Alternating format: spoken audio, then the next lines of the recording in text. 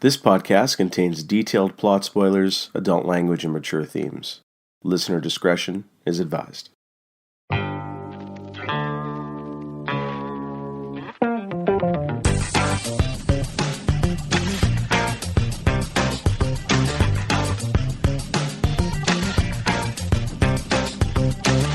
Welcome to a podcast of Rare Antiquities, Episode 9. Today we shake, not stir, things up a little with our analysis of the latest 007 film, Spectre. Will this feature help the franchise live to die another day, or is it time to revoke Bond's license to kill? I am your host, Jeff. And I'm your co-host, Harry. And today we have a very special guest, Andrew. Hey guys, thank you for having me. Andrew! Long time no see. Yeah, it's been a long time. I really appreciate the offer to join you guys on this podcast. I'm really excited to talk about this movie tonight. Yeah, it should be a good time. So, Andrew, as is our custom with the numerous guest stars that we've had on the show, why don't you give our listeners an idea of yourself, your history with film, growing up, what are some of the big influences for you and that sort of thing? Well, I think I was a recent admirer of movies, if you want to put it that way. My Blu-ray collection has grown to the point where it's definitely going to allow me to be single for a prolonged period of time if any woman walks into my apartment and looks at it. But really, it's been over the last few years getting pieces of advice or advice from guys and friends in regards to what movies to watch. But growing up, for me, it's like big fan of the Goonies growing up. That was a big influence on my life. Star Trek, of course, like all of the original movies. Those were movies that I watched on a regular basis. And one of the reasons why I'm so excited about today is that Bond was a big part of my life growing up as well, given the fact that my dad was into the Bond flicks. He read all the original books. So whenever there was a new Bond that came out, we certainly went out to go watch it. So definitely a lot of movies that have influenced me, but only recently have I got really deep into everything about movies. So as I said, I'm really excited to be joining you guys tonight. Okay, great. Hey, good choice with the Goonies, man. That's an 80s classic for sure. So is that your favorite movie of all time? Oh, gosh, no. My favorite movie of all time, and this is probably going to cause a lot of chuckles, is I don't get why it didn't win more awards, but The Rock. Like, that is really a cinematic masterpiece. Hey, man, I love The Rock. Nicolas Cage. It's the reason I bought a PlayStation 3. No, I just love everything about The Rock. And yeah, it's one of those movies that it's not necessarily going to win awards, but it's just one that really stuck with me to the point, like, I can't stop watching it. But yeah, there are definitely other movies that are of higher caliber than that one, but for me, The Rock, I easily is my favorite movie of all time. Hey, I love The Rock too. That's an underrated. I don't want to say masterpiece, but it's a masterpiece. It's as close of a masterpiece you're going to get to dealing with Michael Bay. Yeah, for sure. That's the peak of his career. There's no question there. Yeah. Andrew, if you could then separate yourself from what your favorite movie is, what would you say, in your opinion, is the best movie that you've seen? Oh gosh, that's a tough one. Well, it's the thing is, it tends to change. Like, it's a matter of like what my current mindset is, what my mood is. Well, how about you give a couple? You don't have to say the best. Yeah, a couple. Well, the one that I'm staring at right now, and granted, it's got the largest font on my shelf, but Citizen Kane is certainly a great movie. It's one of those that, like, growing up, of course, like when you're younger, you just don't appreciate a movie like that. But then when you get older, something like that really resonates with you. So Citizen Kane is definitely one. I'm always a big sucker for war movies. So I think another one that I would definitely say is Saving Private Ryan. That was one of the most well put together war movies of all time. Like, these aren't necessarily like my favorite movies, but there's just so many that I've watched that in order to like really distinguish them, I'd probably have to go by genre. But those are two that definitely stick out. Since I'm being put on the spot right now, I should have prepared a little bit better for this. They're good choices, man. But speaking of now genre, what's your go-to genre? Actually, what's your go-to genre or favorite genre? Maybe what's your genre you least like or tend to avoid? I love sci-fi. That's something that, as I mentioned, like growing up on Star Trek, like it was always Star Trek. I didn't watch the Star Wars trilogy till I was in junior high. Like, it was one of those that growing up, it was just Star Trek continuously in the household. But sci-fi has always resonated with me. And there's so much about sci-fi and the way that it's evolved over the last few years. Like, one of the shows that I didn't watch when it was on TV that I got into over the last few years, like Battlestar Galactica. And I don't think it gets enough credit. Like, it's just, sci-fi is one of those genres that I believe can appeal to all ages and all walks of life. So that's definitely a go-to. If I had to say my least favorite, I would definitely go with like love stories. Rom-coms, you mean?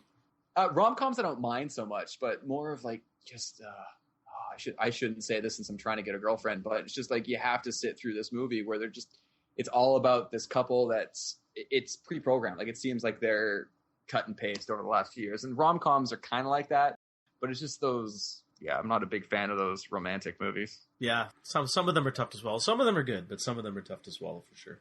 Yeah, but I want to at least try everything. Like it's not something that I will dismiss anything. Like I definitely want to give like foreign films is something that I got into recently. Like I try to watch it in the original language because I just feel as if it's a lot better rather than having it dubbed. But I want to give at least everything a shot, and I try to get some good reviews before I go out and watch a movie. Okay, so Andrew, maybe this is a question I'd asked Harry in our first episode. Is there a movie you can think of that maybe as whether as a kid or as a young man that you didn't think too much of, but it grew in your eyes over time, and now is a movie that you enjoy more? Gosh, I got to think about that one a little bit more. There's one at the tip of my tongue. God, that's all right. We can come back to that one. That's okay. His tongue didn't come through customs. No, yeah, it's still in Calgary. He's definitely not getting a girlfriend now. That's anyway. So, what about the reverse? What about a movie that you really enjoyed growing up that nowadays isn't quite so good? I hate saying this because I watched it, I think, about 10 times in theaters. Ghostbusters 2. You saw that 10 times in theaters? Well, Yep. When the first one came out, I was 3, so I didn't really know what was going on. And I believe in between the first and the second, that's when the real Ghostbusters was a cartoon. So I was really into that. Like Ghostbusters was like the movie for me. And then I watched Ghostbusters 2 nonstop in the theaters because I thought it was hilarious. And then now going back to it, like it still has that emotional appeal to it, but it's definitely not at the same level as the original movie. And like growing up, I'd always say that the second one was better than the first one. But then you rewatch it, and you're like, ugh.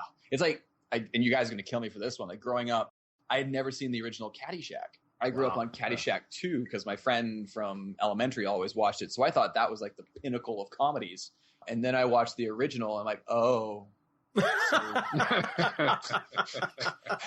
So growing up too, like my parents weren't into pop culture. So like I didn't really get into music till over the last like 10 years. And the same goes for movies. Like it was streamlined. I may get chastised for this one, but one that I loved growing up that looking back on now that I can think about it is actually the original Batman with Michael Keaton. I loved it, but coming back and watching it now, I don't think it really has the same impact as like the recent Batman trilogy from Christopher Nolan in regards to like how it really captures the spirit of the character. Like the first one, like spoiler alert, him basically killing Joker, like that was, or allowing Joker to die, like that was just completely against the character. And the machine guns, the Batmobile, it's just like, it just doesn't capture the spirit of the character. It's fun to watch, but it's not as good as when I was watching it as a kid. Interesting. That is interesting. And I mean, I feel much the same way actually about Batman and about Ghostbusters too, coincidentally. So, no, thank you very much, Andrew, for introducing yourself there. So, Harry, I'm going to just turn to you for a quick second here. We're obviously talking about Spectre today, but I know that you're a James Bond fan. Your history with the franchise goes way back. Why don't you just tell us a little bit about your experience growing up with the franchise and what your memories are with the James Bond films over time? Yeah, as an 80s kid, obviously, and with my dad being also a Bond fan, we would always, whenever the movie came on TV, we would watch it, or I'd see him watch it, and then I'd join him for the bulk of the movies. As a kid of the 80s, again, that was the Roger Moore, Timothy Dalton kind of era, so I think I saw more of the Roger Moore movies at first, and I used to love the Roger Moore movies when I was younger. And then I got exposed to some of the earlier Bond movies with Sean Connery, and then I started deviating towards them, and then, you know, and then I just kind of had, like, I didn't really have a favorite Bond. I was just kind of, I had, like, favorite movies at the time. And then, you know, I had a big problem with when Timothy Dalton came aboard, but then later had an appreciation for Dalton. And then the same with all the other ones. Then, you know, Pierce Brosnan came, there was a break, and then Pierce Brosnan came, and then I think that was the only one where I kind of didn't, I was a little older. I was just starting university, I think, when GoldenEye first hit, or it was like the last year of high school, something like that. And I remember enjoying that quite a bit. And then I loved the Pierce Brosnan movies at the time, and I still love him as Bond. And then the Daniel Craig ones came, and then, yeah, like a lot of Bond fans, a little hesitant at the pick of Daniel Craig, but we can talk about how well he's done if my opinion has changed or not. But yeah, Bond has always been a staple of my childhood, but it's never been my go-to franchise. I have other friends that's their franchise, that's the everything to them, but it's not everything to me. I was still a little bit more in the heavier action, like with Rambo and Predator, and a little bit of the sci-fi action with Terminator and stuff like that, but Bond was still always there with me. I still loved it. Okay. Bond wasn't a big part of my childhood growing up. In fact, the first Bond movie that I saw was GoldenEye. What?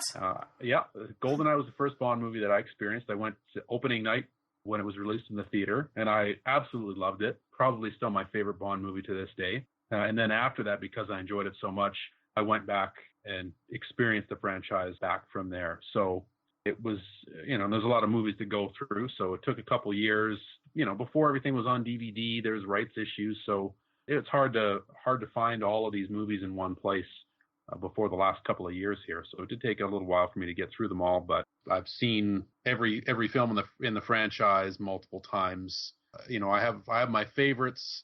Unfortunately for me, a few of them start to meld together a bit. I think that some of the tropes of the franchise, which some of the things that we look forward to, also do a disservice to it by, making it just a little bit monochromatic, if you will. So, I remember watching the Roger Moore films and being a little surprised that it lasted through that. The Sean Connery films, some are really great.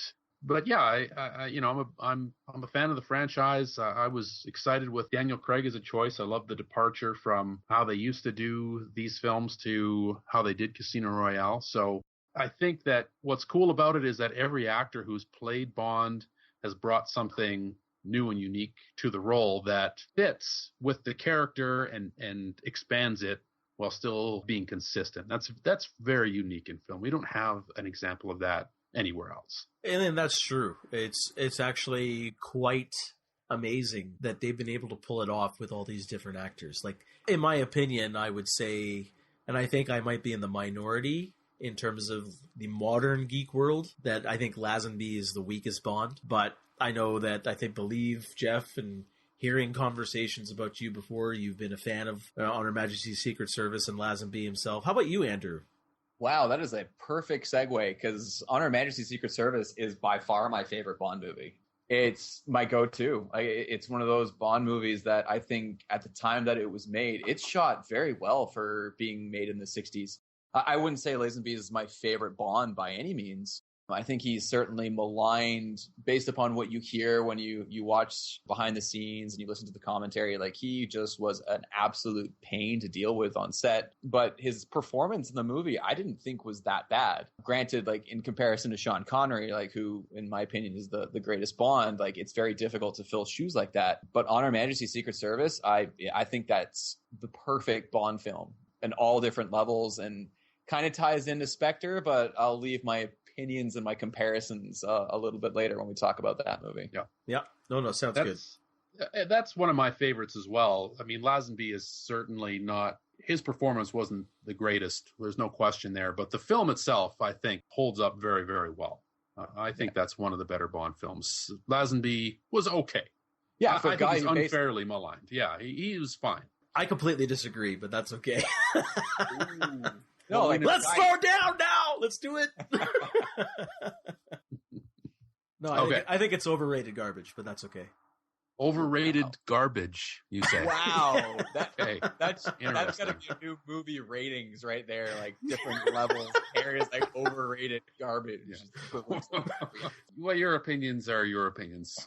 And yeah, but you're wrong, so it's okay. The world's going to have to leave it at that, because there really is no other explanation.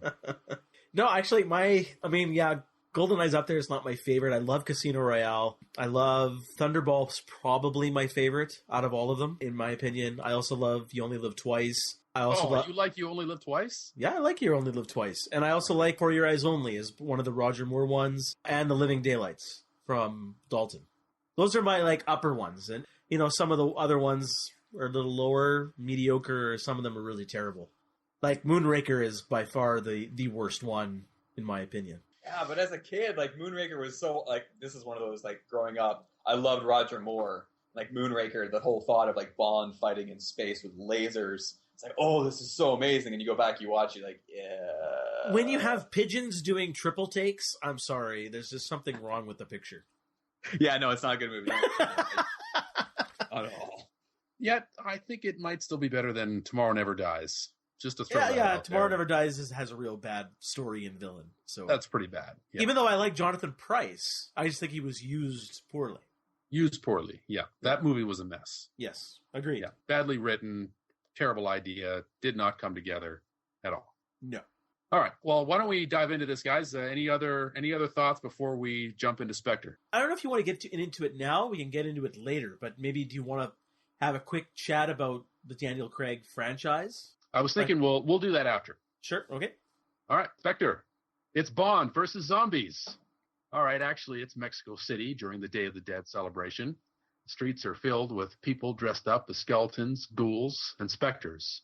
Bond, looking very dapper in his skeleton suit, tracks a mysterious white-suited man through the streets and across the rooftops. During a surveillance, he discovers a little terror cell is going to blow up a stadium tonight. Good thing Bond is here. He snipes a couple bad guys like he's camping the respawn point in the temple. Everything blows up. Bond runs down the man in the white suit, shows some fancy helicopter piloting skills, and he's pulled a mysterious ring from the finger of his opponent with a strange octopus-like symbol engraved on it. Cue music. After the riot act is read to him by M, Bond waits in his flat for Moneypenny, who has his personal effects from Skyfall. Moneypenny can't understand his motivations, so he shows her a message from M, the old M. Apparently, there's a funeral to attend in Rome, but it's going to be tough. Q has been ordered to implant Bond with some techie-tech in order to keep track of the rogue agent. He manages to buy himself 48 hours, and it's off to Rome. There's also the matter of Bond's personal effects from Skyfall, namely a certificate of guardianship from young James and a photo of a man standing with two boys. Could this be Bond's family? Bond tracks down the widow of the man he killed in Mexico. He needs information. Using his classic charm, he learns the location of a meeting of all the bad guys. Like all of them. Seriously, it's like a bad guy convention in there. Bond uses the ring as his passport in, but it's not all good. A brief power struggle ensues on the floor. We witness the introduction of the muscled henchman in the tradition of Oddjob and Jaws, who likes to pry out eyeballs with his metal thumbnails. What's this guy's name? Thumbnail? Handjob? Well, he's a bad mother anyway. The shadowy leader of this group calls out Bond. He's known he was there all along, and it's time to bail. He crashes out a window and slips into his sweet Volkswagen Beetle to a... Well, sorry, that's the bulletproof Aston Martin DB10, because of course it is. He zips through the narrow streets of Rome with thumbnail in hot pursuit. A couple of zigs here, some zags there. Bond escapes, leaving the DB10 at the bottom of the river. Didn't even survive one chase. Back in London, Moneypenny has been running down clues and has found the location and identity of the Pale King. It's Mr. White from Quantum, and he's chilling at a lodge in Austria. Off Bond goes and makes a deal with the dying man. Give me info, and I'll make sure they don't get to your daughter. Deal made, dying villain brains on the floor, yada, yada, yada, and Bond is now off to a mountaintop clinic to meet his next ex-girlfriend. Meanwhile, in London, MI6 is under extreme scrutiny as British intelligence is being reshuffled, and the 00 program is scuttled. We're treated him and his new boss waxing philosophical about surveillance and drones and the modern world and the value of boots on the ground and blah, blah, blah. Back to Austria, and Big Bad Thumb Drive finds the body of Mr. White. He's hot on Bond's trail. At the clinic, Bond appeals to Madeline, Mr. White's daughter, for information, but she kicks him to the curb. Not smart on her part, and Mr. Handy and his boys grab her. Bond pursues in a plane. Yeah, that's right, a plane. It secures the intrepid doctor and reunites with Q at his hotel. Q has analyzed the ring and has connected all the bad guys from Casino Royale, Quantum of Solace, and Skyfall to a single terrorist organization called Spectre. Madeline leads Bond to a hotel in Morocco where her parents spent their anniversaries. I know what you're thinking, but she's not having a slice of Bond pie. He finds Mr. White's secret lair behind a wall, and now they have coordinates to a super-secret desert base. They hop a train, and away they go.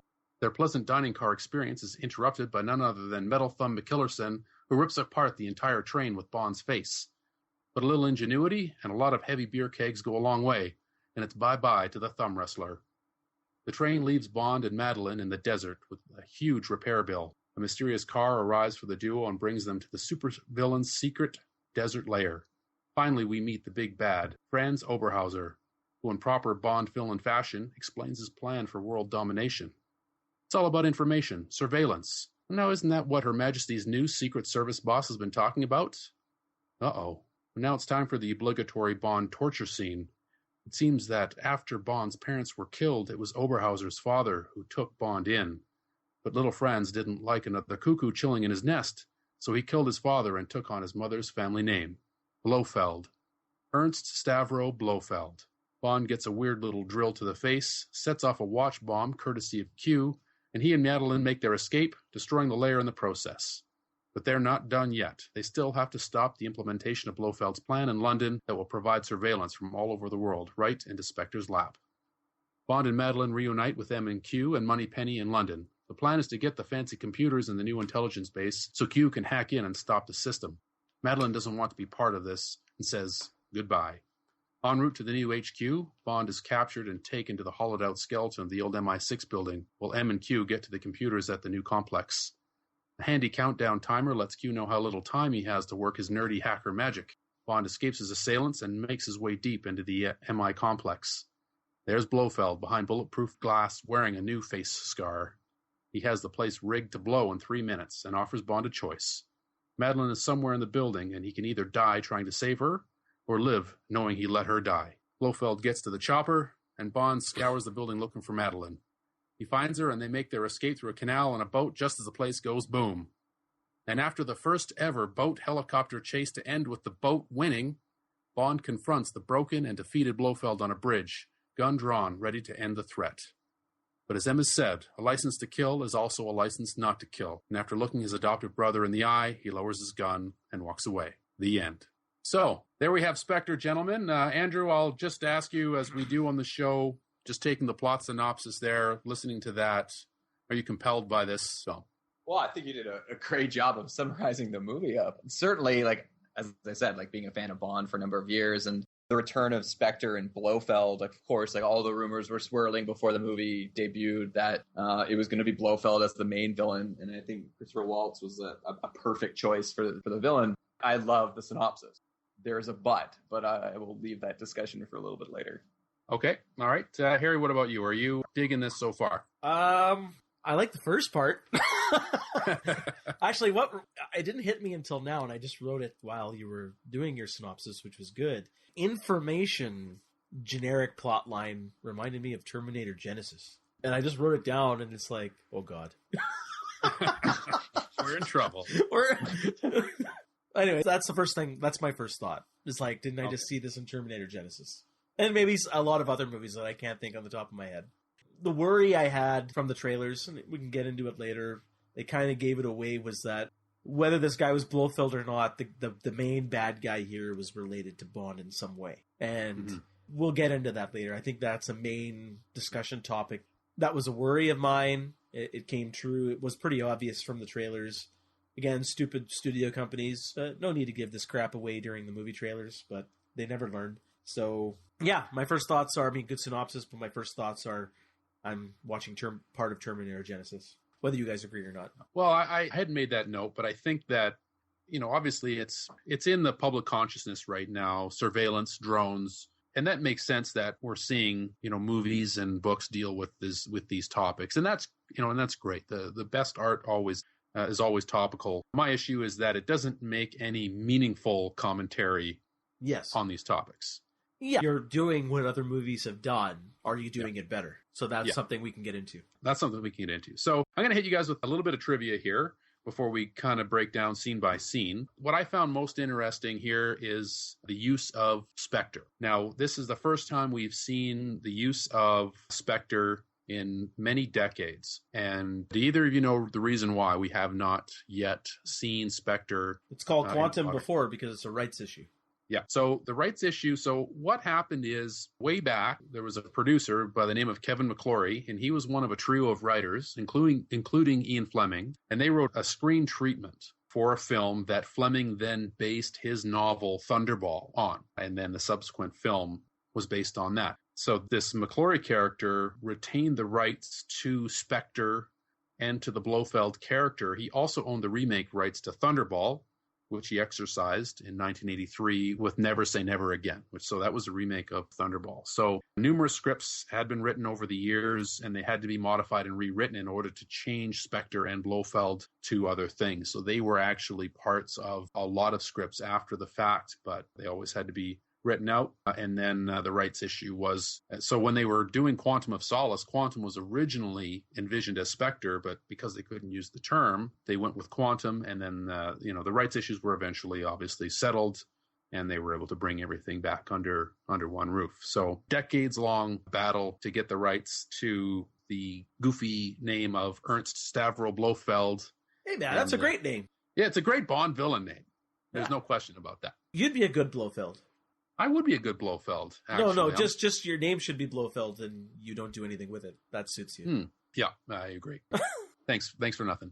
All right, so let's just kind of go scene by scene here. So we open with a shot over a street in Mexico City. We see a man dressed in a white suit, and then another man in a suit with a woman there. It's got the cool skeleton on there, and we follow them as they walk through the streets. They follow them up through a corridor, into a hotel, into a room, and we're in a room there, and we see that it's Bond wearing the suit. So I just wanted to ask you guys what you thought of the opening scene here. Yeah, I remember getting kind of a heads up about this because I was watching, I think, Jeremy John's. It was his movie review before I went to go watch the movie. I love that guy. Guy's awesome. I only recently discovered his YouTube channel. He's awesome. Yeah. I love his Star Wars stuff. It's great. I remember him saying, and I will leave his opinions about Spectre to the side, but one of the things he mentioned was that the opening scene is worth the price of admission in itself. And I thought the opening sequence was shot beautifully. Like, for the majority of it, it looked like one of those one-shot sequences, which, if done right, is just, it's amazing to see. And in terms of the opening sequences, I found it to be one of the stronger entries for Bond. It was just shot beautifully, and I think it was a great opening to the movie, and it certainly drew me in. But that's my initial opinions of it. Yeah, I like the opening scene. I mean, there's a significance for, Day of the Dead. So it's like signifying Spectre's reemergence. They weren't once dead. Now they're coming back. I did love the scene. I love the uniform or the costume that Bond has with the skeleton. Just looks really cool. Interesting to note that the guy, in my opinion, so this is not something I'm reading, just my take, he's chasing a guy who's dressed in white. So again, Mr. White, kind of like a hidden reference for that guy he's going to be finding later. Like that guy's name was Mr. White, correct?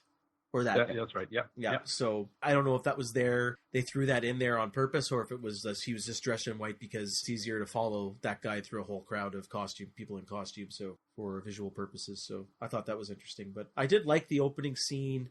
I think once they got into the helicopter, it kind of became a little bit mundane and generic, but I liked everything up to there. I just love how, classic Bond, he's about to nail some broad, and then he just, just gets out on the balcony and starts leaving. It's like, just give me a minute. I'll be back. I'll be back. So I love that scene. But yeah, when it really got into the action, I love the chase. But once they got into the helicopter, it fell a little flat for me. But overall, I liked the opening sequence quite a bit. I agree with you there. I think the helicopter scenes, they don't really provide a whole lot of tension. Most of the excitement here is the chase where he's following them through the streets there. I thought that was really well executed. Andrew, you mentioned how it's made to look like one shot for a lot, right up until when he's sort of spying through the window with the sniper rifle. There are a couple of digital cuts there. I think there were only two, at least that I could spot, but certainly very well executed, especially if you guys remember after he sort of jumps out of the window of his hotel room and he's sort of walking towards the camera, and the camera pulls back and he's just walking on the rooftops. That's all one shot. That's very, very impressive. I thought that was fantastic. Yeah, it was filmed very well, but again, what starts to worry me here, and I noticed this even upon I only watched it once, but right away, I noticed the reuse of some of the musical tracks from Skyfall, from the opening sequence in Skyfall to here. It was the same exact musical track. So I noticed they were starting to get a bit lazy, and that just, a light bulb just went off in the top of my head, and I go, I hope, hope it doesn't start repeating itself. I see what you're saying. So do you think that was lazy, or are they trying to establish some direct continuity thematically and stylistically to support, the story continuity between Skyfall and Spectre. So I'll answer that exact same track, because remember in Skyfall when he starts chasing the guy who's got those files on the train, and they're going through the marketplace and they're going onto the train. So the track was copied from the ad opening sequence to here, and then again was used again in that chase with your thumbnail henchman in the streets of Rome chasing Bond. So again, we're starting to get the reuse of this. It's just something that just kind of a light bulb just goes off my head and go, okay, now we're something I hadn't experienced before in any of the Daniel Craig movies was the reuse of, I'm not talking about the reuse of the Bond theme, I'm talking about reuse of a whole musical action track from Skyfall to now. That hadn't happened from what I remember, that hasn't happened yet before. This is the first instance of it. And then it happened again in another action scene. So I'm going, uh-oh. So just a warning sign for me, but I just found that interesting. Definitely a good catch. Yeah. Yeah. So we get through the helicopter scene there. He finds the ring, which we see the logo on for Spectre, and then cue the opening musical track. So just a little bit of trivia here. So the name of the song is The Writing's on the Wall by Sam Smith. It's the 5th Bond song to not bear the title of the film itself. So out of 25 films, only 5 have not shared the title of the film. And Sam Smith is the 3rd British male singer to perform the opening track. Harry, what did you think of the opening song and the sequence? The visuals were fine. I mean, I like all the use of, obviously Spectre, the symbol is an octopus, and all the reaching arms into everywhere. I think its reach is everywhere globally. So I like the visual use of that symbol and that what it represents, and that its reach, its dread. The song itself, pretty ho-hum on it. I think this is the weakest of all the 4 Daniel Craig movie opening credit songs. It definitely wasn't one to write home about. Like, I'm just actually just pulling up my iTunes Bond playlist because I have all the Bond themes on it. And it's one of those where, like, each opening song certainly evokes the feelings of the movie itself. And to be quite honest, I think ever since You Know My Name by Chris Cornell. Such a great song. Oh, that was great. Definitely one of the best. Yeah.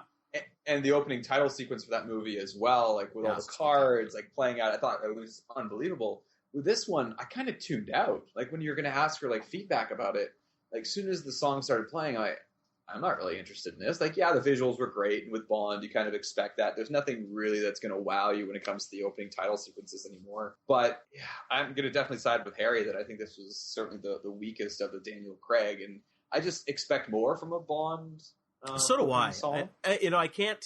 I'd have to go back and watch all the other Bond movies or listen to the songs, but this might even be up there in terms of the weakest out of all of them, in my opinion. Yeah, I think you're right. It's not notable. There's nothing interesting here at all. I mean, even with some of the older films, there might be songs that aren't great, but they still had a feel to them that was you knew you were watching a Bond film. And the man with the golden gun,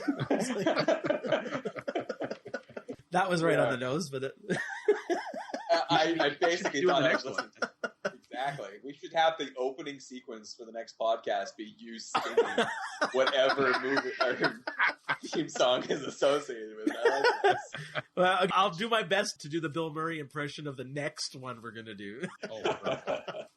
I love that song. I know what you're talking about. Quick segue. Since we're talking about the song, these opening intros and songs are so much of what these Bond movies are because they're just great. That style is ingrained into pop culture. I just wanted to ask you, just a quick segue. Just name your favorite Bond song from any of the other movies. Not just Daniel Craig, all of them. What's your favorite one? My favorite one, it's going to be a tie, I think. Live and Let Die. The song. I hate the fucking movie, but I love the song. That's a good song. View to a Kill. Good choice. Those are two fantastic. I was looking at both of those ones. Like View to a Kill, that was my favorite Roger Moore movie. Anything with Christopher Walken in it is just spectacular. Fast ship. I think one of my life goals is to get down a Christopher Walken impression. I think that's really going to help me get a girlfriend. Yeah, I'm trying to work on it myself. Certainly, those two are fantastic. Two that I really like. GoldenEye, I thought was like really good for the movie. Tina Turner did a great job with it. But we just talked about it. You Know My Name. Maybe it was like what I was going through during that time, but I think Chris Cornell nailed that for the reimagining and the restart for the Bond franchise. But the ones that you mentioned, Jeff, those are two of my favorites as well. Yeah, I'm gonna have to pretty much side with Andrew. I think View to a Kill and You Know My Name, like from Casino Royale, is the best ones. It's pretty up there for me, but also Thunderball is a pretty awesome, even though it's like very dated, it's still a great Bond song. Love it.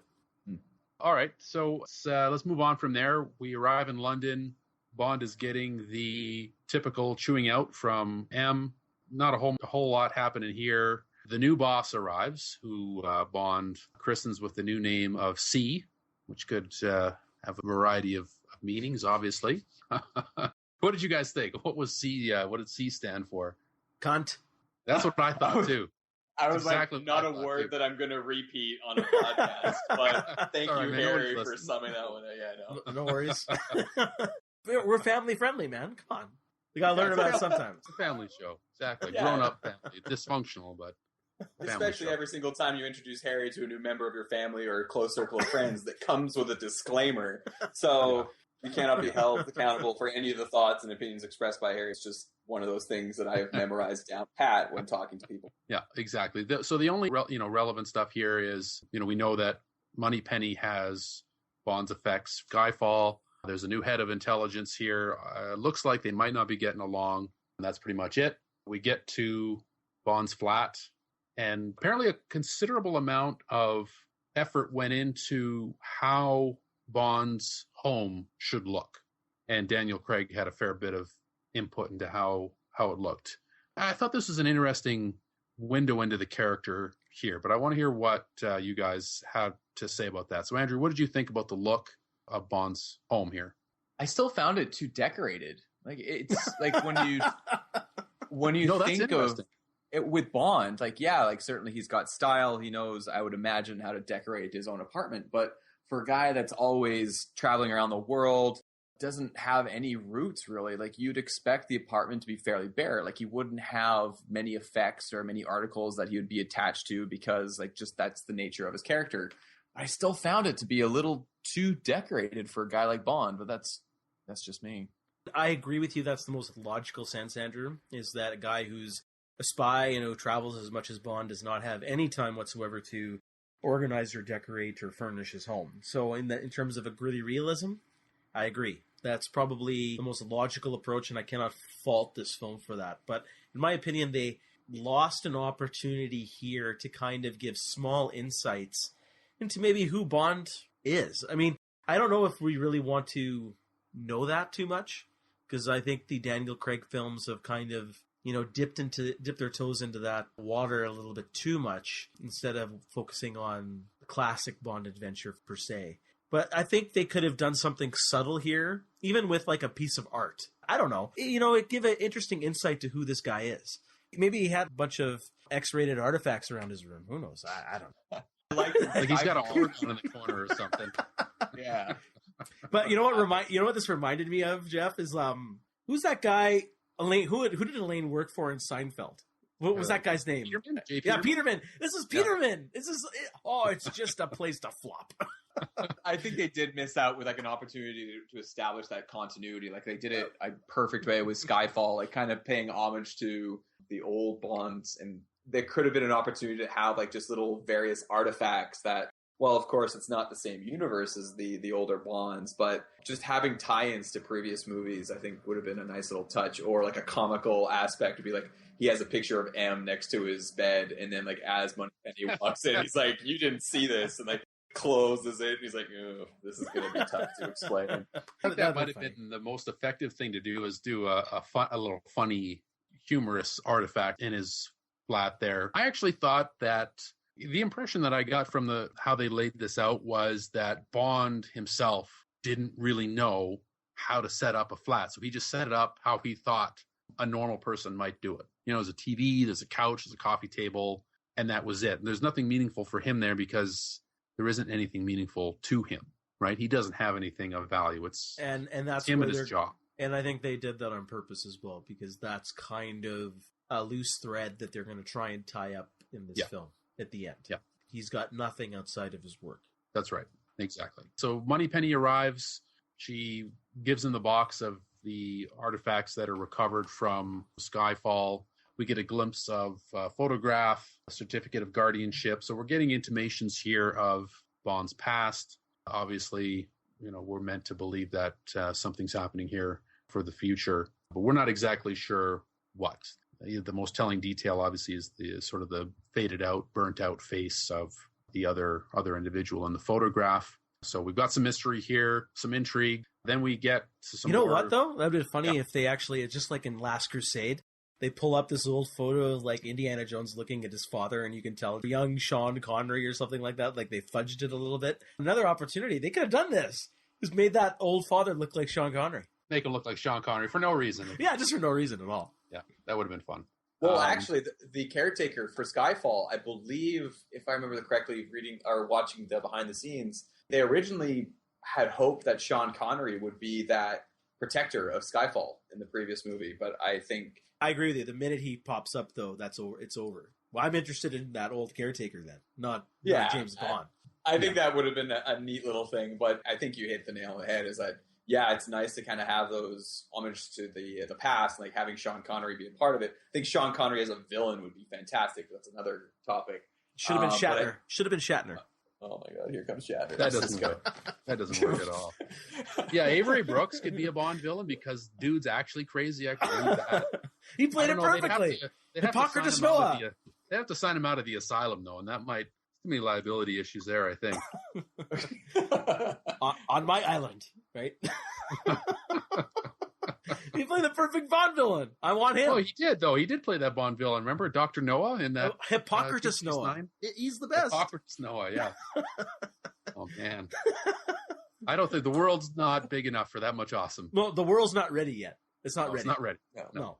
We'll be ready when it's ready for us, right? When we hit it big, he's coming. Okay, so moving on. So we get a scene with Bond and the other guy. They're in a boat.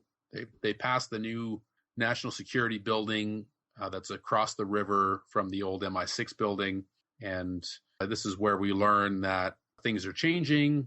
Intelligence is moving to the future. The 00 program is at risk here. And a couple of days of some fancy meeting in Tokyo to intelligence cooperation. I got to be honest, guys, I'm getting lost at this point, and even this early in the film when they start talking about this gobbledygook about the intelligence and the whole thing, I'm starting to get a little exhausted. What do you guys think? It felt recycled. I think that's where and I think watching Jeremy Johns, I think he was the one who brought it up, it kind of felt like Mission Impossible. And it's one of those where you kind of heard the plot before. Like, granted, the characters that are involved are a little bit different, and it's got that Bond element. But I didn't feel as if it was a unique story to Bond. And so once you heard about it, it's like, oh, yeah, we feel as if, like, MI6 is, like, it's beyond its point of use, and it needs to be integrated into the government, more oversight. I'm like, we've heard this before. Like, this isn't a unique story. No, it's a recycled story element. But again, as you said, Jeff, they're trying to keep it, I guess, relevant. Because of it's all about information. We don't need guys on the ground. We can do, even if tensions build between Russia and the U.S., it's not going to be the same Cold War anymore. It's going to be something different, right? And that's what it's trying to represent. So I appreciate that, but they really didn't do a good enough job throughout the rest of the film to really explore this element. It was just like, you guys are too old. It's kind of like almost what M said in GoldenEye to Pierce Brosnan. You're just a dinosaur. Yeah. So you guys are dinosaurs. We got something better here. And it's a recycled plot element. Yeah. I think there's two things here, Harry. Like you said, we've been treated to this idea of 007 as a dinosaur for the last, 10 movies, going back to GoldenEye. We're also treated to this, this is setting up Bond as the rogue agent again, as he's been in every single Daniel Craig movie. Back in the old days, he was on mission almost all the time. And so I don't know. I'm getting a little tired of that aspect. And I agree. I miss the old days where Bond would be fashionably late to one of those big, massive mission briefings. And it's like, M chastises him, now that we're all here. Yeah, exactly. Yeah, I miss those meetings, like where he would get a dossier and he'd be like looking through it, leafing through it, talking to M about it or other people about it or the minister. Here, yeah, it's just every single time. And you know what? These Daniel Craig movies have obviously been inspired too much by the Bourne movies. I think Bourne, and I think to some extent, as Andrew mentioned, Mission Impossible as well. Yeah. Yeah. And just the idea of he's always doing it on his own. Yeah. He's always going again. Like, there's no mission for the guy. And by doing that, you lose a sense of fun. You lose a sense of purpose as well. Yeah. And I think you highlight, like, when the effective villains are played out, like, for like example, GoldenEye, I think one of the best Bond villains of all time was Sean Bean, like, because you see that element of the cooperation at the beginning of the movie between, I always forget, I think he was 006 or 009. Like, you see that cooperation within the 00s, and so you get a sense of that community. But all of these movies in the Daniel Craig franchise have been, as you guys mentioned, him on his own. Yeah. And I think it's a lost opportunity to explore the relationship between the 00s. And I agree. And you come down to it, Andrew, it's a good point, as you mentioned. The world building here, like, there's an opportunity to kind of, you know, it's hard to world build Bond, so it's not an easy task, but I've always wanted the 00 program and MI6 to be a bit bigger than what's represented on the screen. Mm-hmm. You got a sense of that in the Connery movies and the Moore movies and the Dalton movies to an extent, but here in the Daniel Craig movies, it just seems like it's only Bond. That's all I got, guys. I got Bond. He's doing his own thing.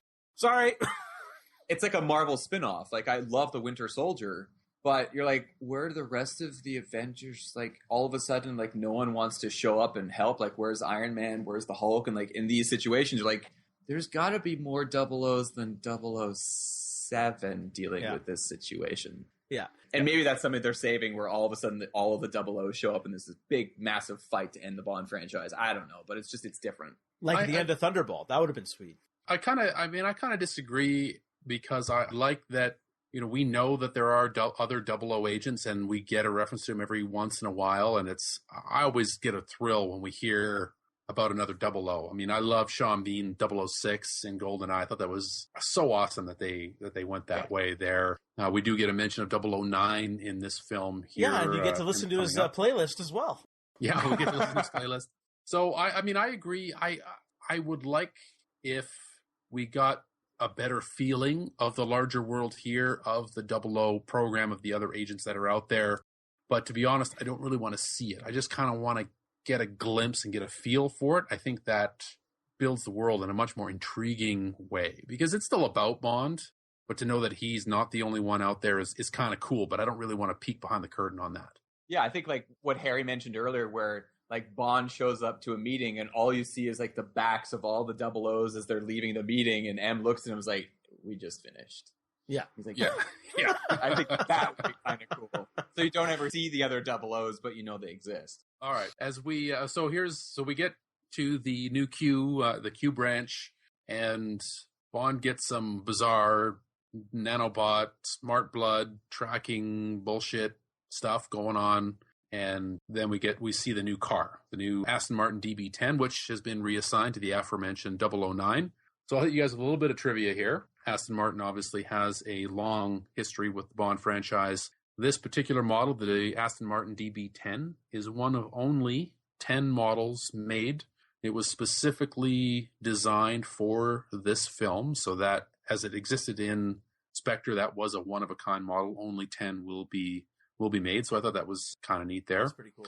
Good-looking car, definitely. We know it's destined for horrible destruction in some form. Coming up, he gets a new watch. There's a little sort of playful innuendo here about the alarm for the watch. I don't find this new Q, I know he's been in the last one, too compelling. What do you guys think of? Yeah, I was going to bring it up. I was going to ask you what you guys think of this Q. I don't think he has the personality or the gravitas to play this role. I don't know if it's just miscast or it's an age thing or what's presented on screen. I don't know. I thought it was an age thing. Our classic Q, who played the character all the way up until the final Brosnan film, if I'm correct. I think he was only there till the second last one. Yeah, second last. The world is not enough. Yeah.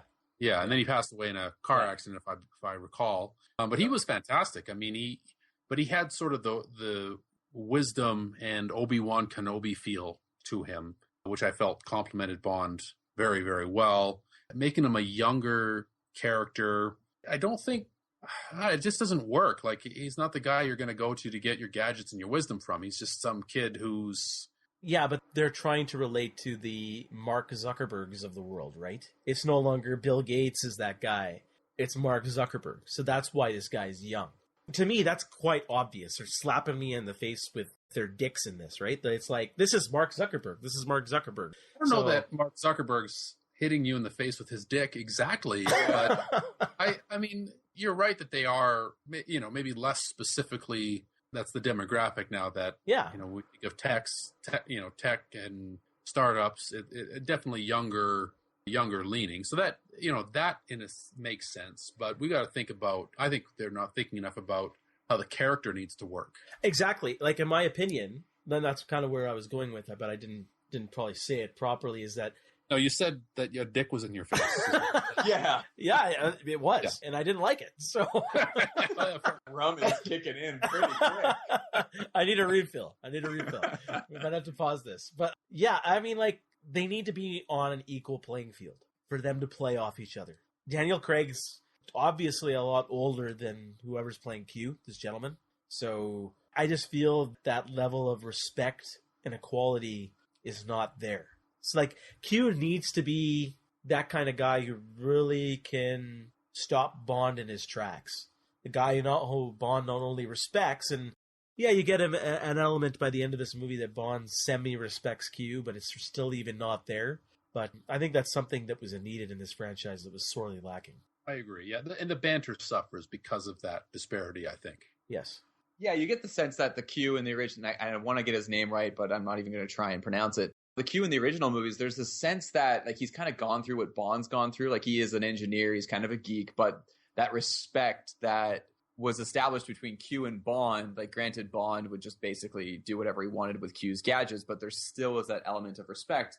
And don't get me wrong, Ben Whishaw, like, I think he plays Q very, very well, and it's an evolution of how the times have progressed, where the people who tend to be the most tech savvy seem to be younger and younger and younger. It's like playing Halo, and all of a sudden you're getting destroyed by like 12-year-olds. It's that evolution of how technology has really played out over the last few years. But I think that relationship between the character, like, granted, I think they had an element of that with M. I think the M Bond relationship in the Craig franchise has been fantastic. But Q, I think they missed out on an opportunity to develop that relationship, as you guys have hinted at. And I think it's also because they had just such tremendous shoes to fill. And I think he does a great job, but it is a lost opportunity. I agree with you, Andrew. And I'm trying to be a little bit more critical and putting myself in their shoes. If they just put another old guy there, even if he was a distinguished actor, then a lot of people might say they're just copying.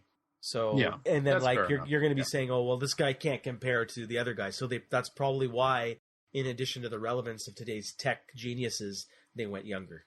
But because of that, I don't think it just doesn't work. And it's just, I just feel that they just don't have the chemistry as well. Yeah, no, they don't have the chemistry. No, they don't. Yeah, it's certainly a little younger, and I think they could have, like, a storyline could have been such that, like, he was a former 00 that got wounded in a line of combat, and this is what he now has to do, is make these gadgets, and every single gadget he makes, Bond goes out and he destroys. So, like, the only thing that, like, I don't know, there's a lost element, and I think they do what they can with it, but they basically back themselves into a corner from Casino Royale, and they are basically playing with what they have available to them now. Well, I'm just thankful that it wasn't, Morgan Freeman playing Morgan Freeman as Q.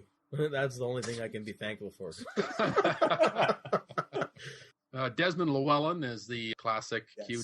We should give it a shout out there. All right, so moving on from Q, we get Bond arriving in Rome at the funeral for the dude in the white suit that he kicked out of that helicopter. He encounters the widow of the hitman, and basically we're led to believe here she's in danger. Bond shows up at her place, kills a couple of the assassins, and he's getting the information out of her here. So Monica Bellucci plays the widow. She also has the distinction of being the oldest woman to play a Bond girl or Bond woman, however you Are you serious? Yep. She's the oldest? Oh, she's pretty good. 51, I believe, here. Whoa. Yeah. Wow. I mean, I'm not surprised at the age. I'm just surprised that there's been no other Bond movie woman that's been older than her that he's seduced. Yeah. No, she's definitely the oldest. I mean, usually they go quite a bit younger than whoever's playing Bond. I mean, there's often many, many years between the two. In this case, there are, but in the other direction there. So, but she's looking pretty good. I actually would love to see more of Monica Bellucci. I think fantastic actor. Yeah, I'm surprised she was in it for so little, actually. Yeah, it's too bad that she's in it for so little. But I appreciate that she, for such a small role, she brought a lot to it, I thought. Mm-hmm. Yeah, no, I was certainly impressed with the impact that she had in the short screen time. And I think the banter between her and Bond was nice to see. And I don't believe she died. So that was also another nice little change of pace, because when you take a look at previous Craig movies and most Bond movies, they end up dying somehow. But the fact that they were able to save her because she basically was divulging all the information under the premise that she was about to die, I think that was certainly nice that they're able to save Bond girls every now and then. That's a good point. I haven't thought. Although I'm going to counter that a little bit later, but I'll talk about that when we get to that point. Okay. So Bond goes to the super secret meeting of every single organized criminal in Europe. The Great Hall here. I've never seen a table that large myself. Bruce Wayne has one in a dining room he hasn't been to. Yeah. Michael Keaton's Bruce Wayne has that table. That's where he eats lunch on a typical Wednesday. Yes. Or it's grilled cheese sandwich cut into triangles. All right, can you pass the salt? Right? Yeah. Could you pass the salt? But I thought this was very well filmed, though. It looks, actually, as much of the film, it looks great. The use of shadow and light here, I think, is very good. When we get the entrance of, who we will come to know as Blofeld, we don't see his face. We don't even hear him speak. He's just sort of speaking to his minion in his ear to move the microphone closer. I thought that was a really nice touch. Yeah, it's supposed to be kind of ominous, like it's a setup for him. It's like showing this is a man of very big importance, like he doesn't have to speak. I don't know how effective that was in trying to make him more menacing. I'm just going back to the old Blofeld scenarios. Like I'll just reference Thunderball, where you kind of see this guy kind of talking over a whole group of agents. And then, he has people die, or he electrocutes people, or he kills people. I don't know if I like that setup better versus this one. I don't know. What do you think, Andrew? I think the way that it played out was very well done. I like the camera angles. I like just the shadowy aspect of Blofeld. This was one of the beginning feelings of worry when it came to the movie, because it just felt too easy. Bond just showed up and showed the ring, and they're like, okay, you can go in. And you're like, what? Like, really? You just show up with a ring of an octopus, and all of a sudden, you get access to the greatest supervillain convention of all time? Stonecutters, man. Stonecutters. Stonecutters, yeah. And maybe he just needed the garage door opener on his car there with the stone. Yeah. And I think this is maybe where I've been a little bit warped with recent spy flicks, where they have the ability to change faces, but it just seemed, I don't know, if I was a super villain and I was going to have a convention, I would have a little tighter security, but that's just me. Yeah, but they knew he was coming. I got the impression that they let him in on purpose. Or even if the security didn't know, that they didn't even care, because they're so, that's what the director's trying to portray, is that they're so powerful. Yeah. They don't even give a fuck if you have a rat somewhere in there. Me personally, what I've loved about the Daniel Craig franchise for the better part of most of the movies is that it kind of strays away from how the previous Bonds were. And Harry, I think you hinted at it. Oh, no, sorry, Jeff, you hinted at it when you were giving the synopsis earlier, where all of a sudden Blofeld gives this grand master plan to Bond. And I just felt like this was a little bit too much like previous Bonds, where it would just seem very convenient that Bond could show up. I don't know.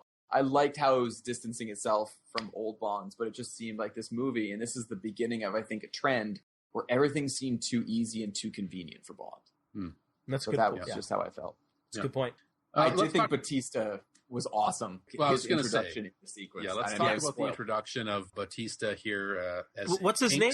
Hinks. Is it Hinks? Okay. I liked Handjob better, but we'll call him Hinks because that's the name of the script. We know what you're dreaming about, but that's okay. Yeah, I am. Yeah, he's a beast. So Dave Bautista, who's a former pro wrestler, he played the character of Deacon Batista in the WWE. I remember when he was introduced, I think it was still WWF back when he was introduced, but I remember when he first came on, as I can't remember the name of the group that he was in, but as Deacon Batista, he didn't talk a whole lot, just as a beast, beat people up. But what did you got, Harry? What did you think of this henchman? Is this the new Odd Job, the new Jaws? I think so. I like the physicality that he brings here. In the previous Bond movies, you haven't really gotten, like with the Daniel Craig ones at least, you haven't gotten a sense that you have an equal match for Bond. Bond's always like fighting these, regular dudes who are just henchmen, or the bad guys, get so fucking pissed off and are so incompetent that they actually take a swing and with the axe and like cut their own feet off. So it's like, Yeah. so that's been Daniel Craig's challenge so far. So Yeah. I'm glad that they have, a guy who can actually best Bond in terms of physicality. And I think they needed something like that, because you haven't had that in the previous Bond films. And I've been missing that aspect of Bond, that I'd have a great sequence, which we can get into later, that has these guys going against each other. So I appreciated that this guy was there. So Andrew, metal fingernails. Go. Odd Job, yes. Jaws, no. And I think this is something else to talk about the Daniel Craig franchise. Like, I think Batista played the part very, very well. Like, Batista's not a guy that you want talking very often. And I think he'll be admitting that himself. Like, you take a look at how he performed with Drax in Guardians of the Galaxy. And I think he did a great job there, because they played off the fact that they know he's not a great actor and that he's not going to be speaking these prolific, unbelievable speeches. He's just going to be Dave Batista from the WWE. But I think what they missed out on with the Daniel Craig franchise, and I think they need a character similar to Jaws. They need that continuity between the different Daniel Craig franchises of a guy that Bond just can't beat. Like, no matter how much he tries, he has to outwit him and escape, because he just can't beat him hand to hand. And granted, the way that Jaws' story played out in the Roger Moore franchise could have been handled a little bit better. He does. But I think they missed out on an opportunity with the Daniel Craig franchise. And it's part of the nitpicking that I have with how it's evolved, in that they could have totally planned out this franchise in a multi-movie arc. And if they had a character that showed up from Casino Royale that Bond just can't beat, he shows up again, he just has that look on his face like, God damn it, not this guy again. And it continues throughout the franchise. I think Batista could have been that guy, but I think he was wasted. Like, I think he played the role very well in this movie, but there was an opportunity to have an extended role. And this is just a feeling with this movie in general. But I don't want to get too far into it, because I know we're going to be discussing that later. Yeah, I say we just save that for discussion for later. Yeah. Okay, so let's but how about you, Jeff? You tell us what you think. Yeah. To be honest, I'm a little mixed. I thought the metal fingernail thing was a little goofy. It felt a little too much to me that they were trying to make the new Odd Job or the new Jaws with some weird gimmick, and it didn't really fit. It felt a little silly for me. Other than that detail, I love the physicality of the guy, and as we get into scenes with him later, I thought it works great. As Andrew said, you don't give a guy like this a big speaking role. You give him a role where he can occupy the space as a monstrous human being, and that's pretty much it. And I thought, for the most part, that worked. For some reason, as we get into the next scene here, where he's actually chasing Bond. They have the high-speed car chase through Rome, which is kind of cool. He didn't feel like the right character to have a high-speed chase with Bond. He wasn't menacing at all. And I don't know if that's a fact of him himself, or if it wasn't... I thought he was menacing, but I didn't feel like he was agile enough to be steering this high-speed car through the... He's not agile enough to steer a car? Yeah, exactly. Like, hey, look at that guy's biceps. How does he steer? He's got maybe, 4 or 5 degrees on that steering wheel before his triceps start hitting his chest. I don't see it. Okay. I'm just kidding. Yeah, he should fit into the vehicle. I think it's more of a fault of the director filming those scenes. There's not a lot of tension there. It's just like, here's a car chase, and I want to get into that later, but I'll let you guys talk about it first. Well, the car chase, to me, I love the concept of it. We get these really narrow streets and these really fast cars. And usually, we got a big, long highway or streets that we're more accustomed to, living in North America, like these little tiny streets from Europe isn't something we see all the time. So I thought it was kind of cool, but I don't think it quite hit right. Andrew, what did you think? I think, I liked the comedic elements of it to it. And the conversation that Bond was having while the chase was going on, I thought that was also pretty well done. But it just seemed like another generic Bond chase. Like, it just, I don't know how they're going to be making them unique anymore when it comes to driving through the small, narrow streets of Europe. We've seen this with the Craig franchise. This isn't something that's new. And having Batista chase him, I think it was just a way, as you guys mentioned, it was like lazy directing to try and set up some type of rivalry between the two of them. But it really was, I don't think there was much point to it. You know, when you're getting into the 20-somethingth Bond movie, there's not a lot you can really inject that'll make it different when it comes to a chase. It's been there, done that already. And then you're also talking about other movies. Again, we're going back to the Bourne movies, or you're coming back to the Mission Impossible movies, or similar movies like that. There's only so much, freshness you can add to this recipe, right? It's very tough to do something new. Saying that, however, I did feel that this chase was just lacking in something. It was lacking in a bit of excitement, a bit of tension. I don't know about you guys. I also wanted to ask you guys about the humor. Like, this is now, in my opinion here, in the middle of an action scene, they're trying to inject some humor with him talking to Monty Penny and him kind of getting jealous of Monty Penny has a boyfriend over that lady or something like that. What did you guys think of that? Is this something that you think that was missing in the Craig franchise so far?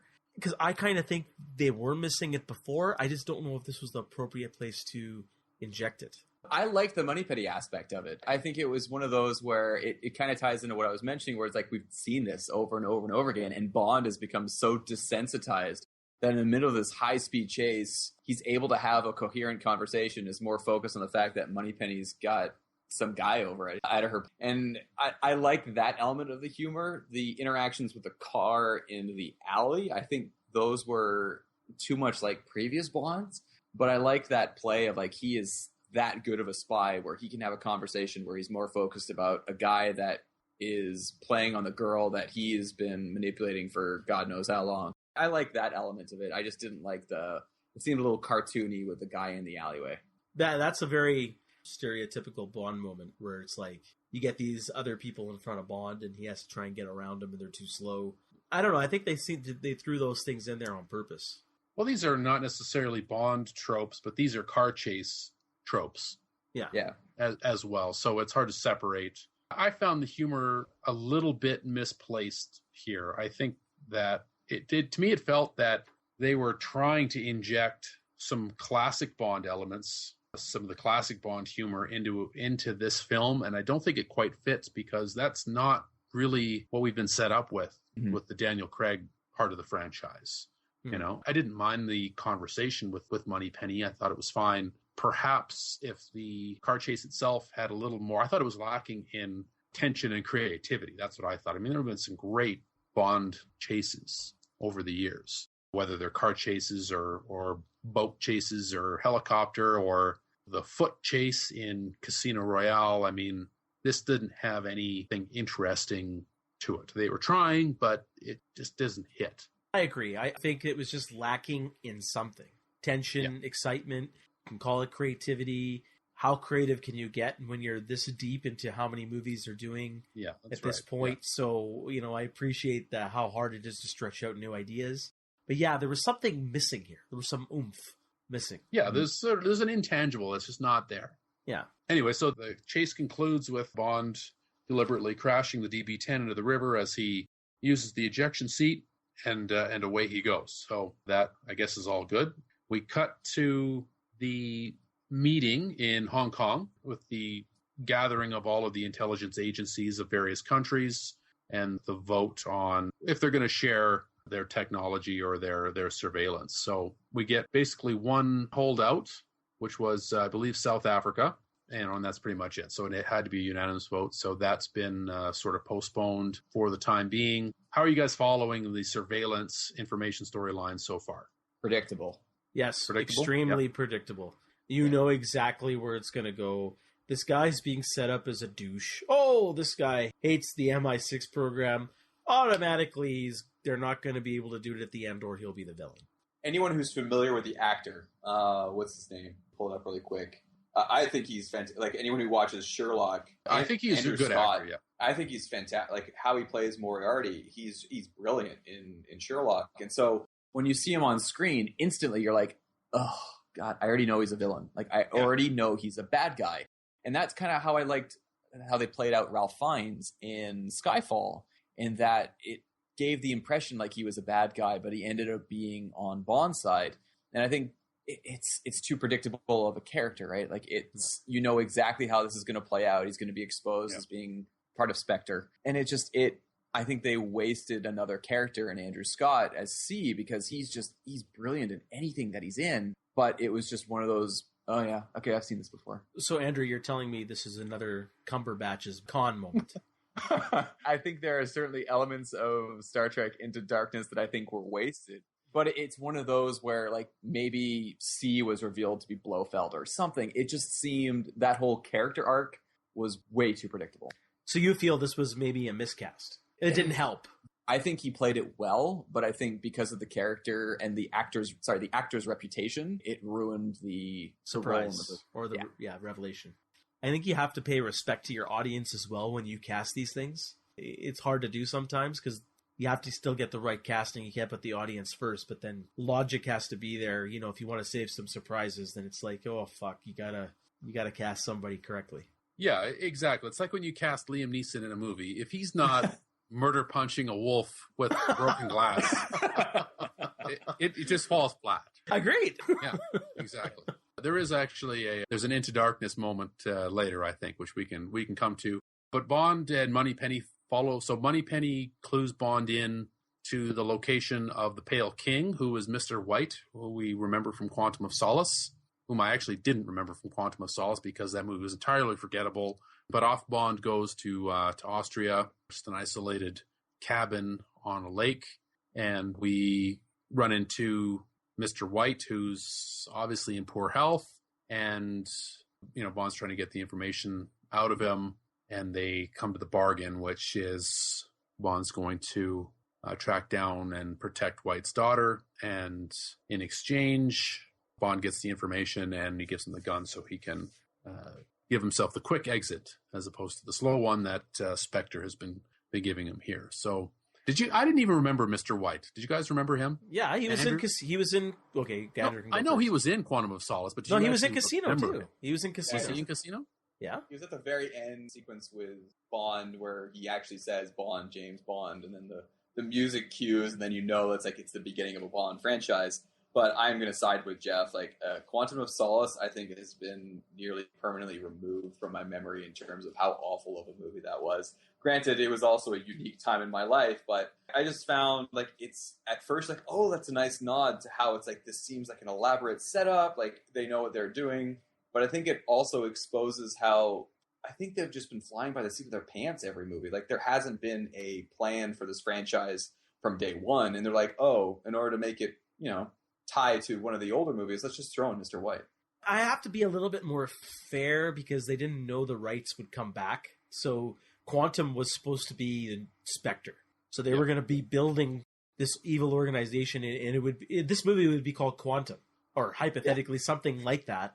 But because they got the rights back to Spectre, it's called Spectre. Let's just be honest. It is. Yep. But it just felt like they kind of diverted from that. I just would have liked to have seen a more cohesive plot across all of the different movies that culminated in a giant finale to the Craig franchise, but that's, I think, part of later conversation. Andrew's right. We could probably come back to it later. I think that what we see in modern filmmaking now, at least with the big budget films, is they do a lot of world building. We've got these expanded universes now, and movies are planned very deliberately with the sequel and the expanded universe in mind. And often that hurts the individual movie itself, right? You're putting elements in there that don't necessarily work for that story. If we go back to Casino Royale, I thought part of what worked great for Casino Royale is they focused on making one movie that was great. And there weren't a whole lot of threads that they needed to carry forward to the next And film. We'll get into that later. But yeah, it's a good point. Make sure you bring it back up. I'm sure we will. But I just want to ask you guys one question. So he goes to this because I've only seen it once since a couple weeks ago. So thanks for that, Jeff. So my memory is a little fuzzy. I thought I'd get you back, but it's okay. Anytime. Yeah. Can someone answer? Yeah. Can someone answer me? What was? I know Mr. White got poisoned, so he's dying. He was poisoned by Spectre, correct? Yeah. Yeah. So what was he doing in that basement or that secret bunker room? He was just doing surveillance or monitoring and stuff like that. When Bond found him, what's his function at that point? What is he doing? I got the impression that he was already like doing that, like he was sort of plugged into the surveillance feeds that Spectre had set up, so he was watching as he always did, but there didn't seem to be much of a point past that for me. He should have just made a sex tape of Blofeld at that point. Yeah, he should have. Release it on the internet. I mean, I know, that's what I wanted to watch. Yeah, this is exactly how I envision this podcast going. It's just culminating in Harry finding some way to have a guy make a sex tape about Blofeld, because Blofeld in his tape showed up online. I'm like, oh my god, now everyone's going to know I actually... You want to bring down Spectre? That's how you do it. I think you'd be flattered. Like, it's one of those, like, yeah, it's like, I actually got laid and it's on, like, the internet. Like, maybe that's just given my current situation. That's how I would perceive a sex tape. But I just like how this is evolved. Blofeld Sex Tape's the name of my next metal band. All right. Anyways, we get a scene in the new National Security Center. C is commiserating with M, over the loss of the vote with South Africa. And this is kind of where we get, it's not paid really enough depth here, where they're talking about surveillance in the modern world, and this is how things are now. And this is, I hate it when they have to talk, when main characters need to talk about what the main themes of the movie are and why they're important. They're talking about boots on the ground versus the drones in the sky, and there isn't anything meaningful brought to this. This is an important argument in the world today, and they don't bring anything meaningful to that at all. It's a drop scene, 100%. Yeah. They had an opportunity to make it a little bit more relevant, but then do you make it a little bit more on the nose, or you have that risk? Maybe. But this is more like, I just kind of, as you were talking about it, just kind of hit me. It's kind of like that satirical joke in The Simpsons where they have, storyline A and storyline B, and they make fun of, storyline B is the weaker one. Yeah. This is definitely the weaker storyline B, probably something they have to give Ralph Fiennes, or how you pronounce his name? Rafe. It's Rafe Fiennes. He has to give something to do, so... Yeah. That's true. They cast too important an actor in a side role, so they got to give him shit to do. And I like Rafe Fiennes, and he acquits himself well as M. He does. But this storyline totally falls flat for me. Yeah, 100% for me too. It's dull as shit. It's the predictability of it. It's like, okay, yeah, just keep going. Yeah, I know what's going to happen. It's going to pass. Something's going to happen. All of a sudden they realize that like the end of the world is coming upon them and Bond's going to save them. Okay, yeah, let's get back to Bond. It was so robotic. Yeah, let's get back to Bond is what I kept thinking. Even though they're actors of great talent and they do their best here. But so we get back to Bond. We see this clinic on top of a mountain, and this is very classic Bond, if I recall, very reminiscent of On Her Majesty's Secret Service. So it's kind of a cool setting. Bond meets the next Bond girl, Madeline, who is Mr. White's daughter.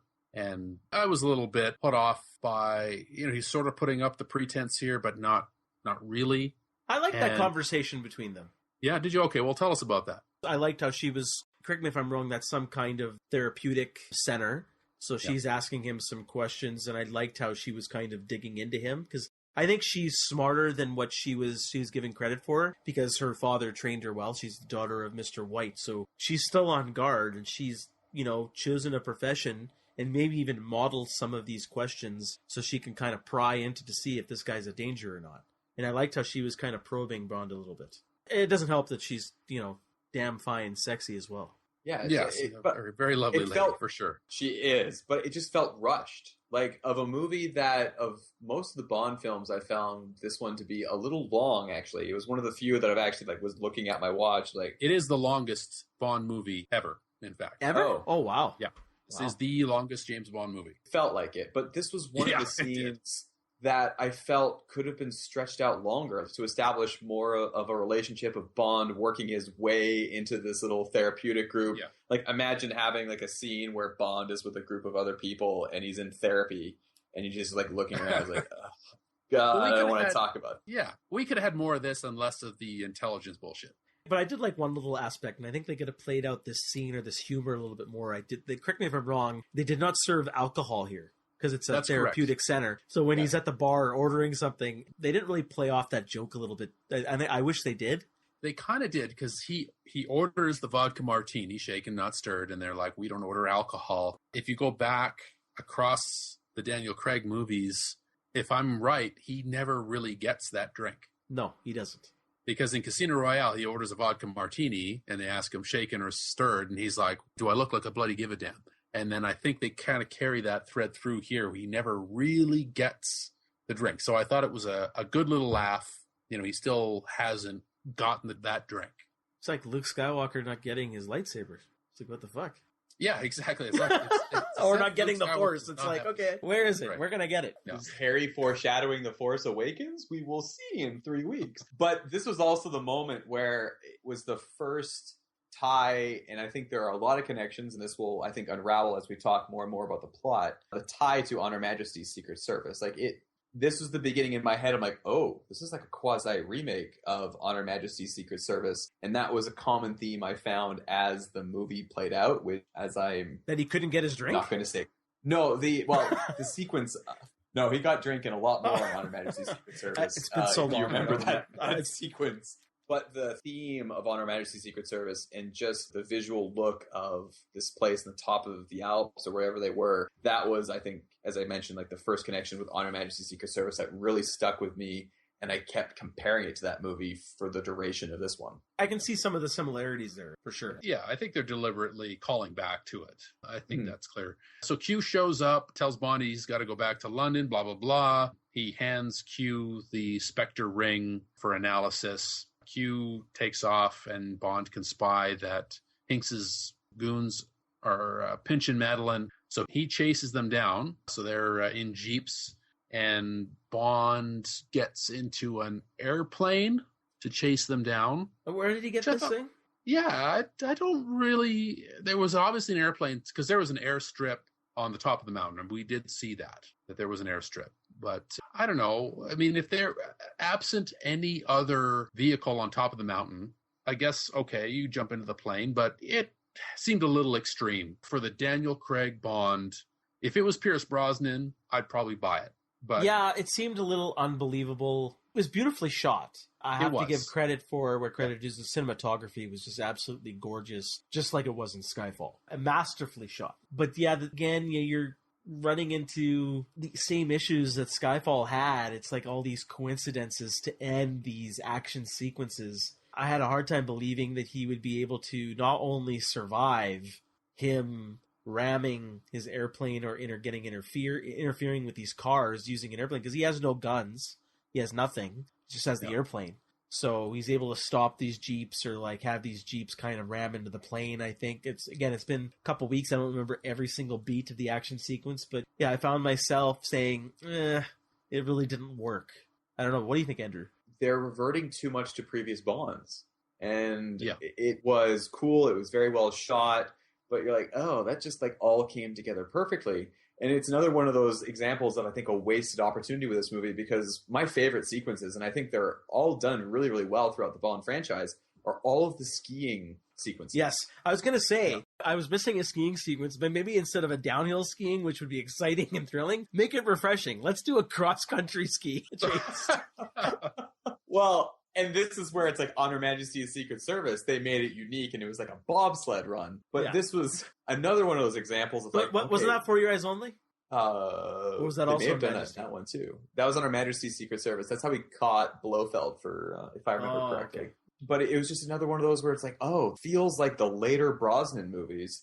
And that's where I started getting more of a sour taste in my mouth. I'm like, oh, no, they can't be doing this, because GoldenEye started off spectacularly well. Yeah, it's funny they mentioned that too, Andrew. Is like, my cousin saw this before me, and I asked him, what'd you think? Just high level, tell me. And he said, yeah, okay. And he said he kind of felt more like a Brosnan movie than a Craig movie. So it's interesting that you mentioned that. So we're kind of cutting between scenes as well. Q is getting on the cable car to get down off the mountain. We see that he's getting followed by some unidentified goons. And Q puts the Spectre ring on the magic diviner pad connected to his laptop, which shows him all of the images from the villains of the previous movies. I hate magic technology. Yeah, it made no sense, but I mean, it didn't make or break the movie, but it's stupid. It didn't make or break it, but I think it's another symptom of the problem of this film, which is, we're not getting into the right details at the right time and the right amount of detail. And not only that, he didn't need to be there for that, really. No, he didn't. No. So it's like giving the actor something to do, and his little chase, which was pretty shitty, ended even more shittier. Oh, I just hid in the closet. Yeah, exactly. Yeah, I hid in the closet. They didn't need this at all. They could have stayed on the Bond plane versus Jeep down the mountain chase. I would have rather it have been more refreshing if he pulled a Homer Simpson and said, I just want to, how are you going to pass this exam? I'm just going to hide underneath a bunch of coats, close my eyes, and hopefully everything will turn out okay. Yeah. I just felt it was another coincidence. Like, it was just not a coincidence. It was convenient because, like, all the fingerprints popped up. You're like, oh, that's pretty cool. It's tying to Spectre. But, like, you mean he didn't clean his ring once? And this secret diabolical organization doesn't plan for, like, articles being taken by the police and scanned for fingerprints that would tie all of them together. Like, maybe if they had one of the two characters from the movie with the fingerprints, but to have Le Chiffre on it as well, I was like, that was so long ago. Why would his fingerprints still be... 100% agree. Just stupid. Give me some more detective work as opposed to the magic technology USB port. Put the ring on top of this thing. Like, that is such a load of bullshit. It insults my intelligence, I think, as an audience member, and I really dislike that kind of thing. And there's some more of this later, which we can get into. But anyway, so Bond manages somehow to run down these cars off the road with a fucking airplane, saves the girl. They all reconvene at Q's hotel, and he lays out for Bond. They're all connected, and Madeline gives us the name of the mysterious organization. They're called Spectre, which is great. So they're trying to piece together clues. Bond is trying to find the place called L'Américain. She identifies that as this hotel that her parents spent their anniversaries at every single year, even after they got divorced. I found that this was a little bit fast to get to certain conclusions. So, Andrew, what did you think? Are you following the clues at this point?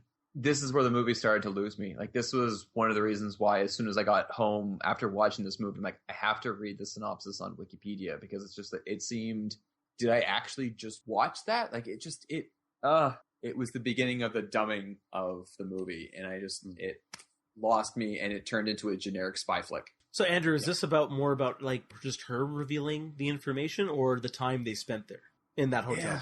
It was all of it. Like, I like her character. I think her character played out really well, but it's just this secret. Now, all of a sudden, they discover this secret lair of where Mr. White spent all of his time. It was very convenient once again. It was convenient. I don't think that was a problem. I liked them in the hotel room was actually one of the more stronger character scenes between the two. Them developing a relationship. She obviously has issues with her father, who was a criminal, and her being neglected and now orphaned. So, and then her dealing with Bond. So I liked those scenes. Bond finding the room itself is a little bit ho-hum, but I liked her reaction when she saw all the pictures of her in the room. That was touching. That was well done. So if we're talking about the honeymoon suite in the L'Américain Hotel in Tangier, this was probably the strongest character interaction between Madeline and Bond. I thought it was great that she wasn't picking up what he was putting down. He's all about the ladies, and she's not digging it, even though she's just fucking blasted drunk at this point. So I thought that was pretty fun. Yeah, I thought there were some good scenes here. It was a little weird to me that there's sort of the secret compartment in a hotel room that he... Yeah, I'm not sure how that works, but that's okay. Yeah, I don't know either, but one of the things that the Bond movies do and have always done is when they take us to exotic places, it's easier to believe that if something like this is possible because it's outside of what we would regularly know. I've never been to Tangier. I don't know if you could have a secret compartment behind a wall in a hotel room. Maybe you can. I was enjoying these scenes, them getting drunk. And then when he discovers the secret room and the coordinates for the super secret base are there, it's a little too coincidental. They were trying to tie back so Bond picks up a tape. I mean, when did Casino Royale come out? 2006? 6? Okay. Yep. How many VHS tapes? Well, sorry, what was on there? Just refresh my memory, because now I can't remember. What's on the tape? On the tape, it says Vesper Lind interview. Oh, yeah. You don't have that on VHS. No, why not put it on Betamax if you're just going to go that far? Yeah, exactly. That's right. Well, why not an 8? I mean, you could have had a couple of film reel, like old 8mm reels if you're going to put it on a VHS. Silent films. Yeah, exactly. It's a little silly. Obviously, we see that we need a visual cue as to the connection there. with Vesper. But I don't know, that with the coordinates. Why are the coordinates there for this super secret supervillain base? It doesn't add up to me. Like, that wouldn't be written down. He'd have it in his mind. It would be encrypted on some... Unless he knew, he would anticipate, Mr. White would anticipate that eventually, because he had a daughter, he needed some ammunition to keep her safe. That's a stretch. Exactly, it is a stretch. But it does allow us to have some really super cool train sequences. So Bond and Madeline hop the train. Of course, Bond makes sure to bring his tux, and Madeline her evening wear. They're having a very nice dinner. I want to know where she went to get her hair done. Yeah. They probably have somebody on the train.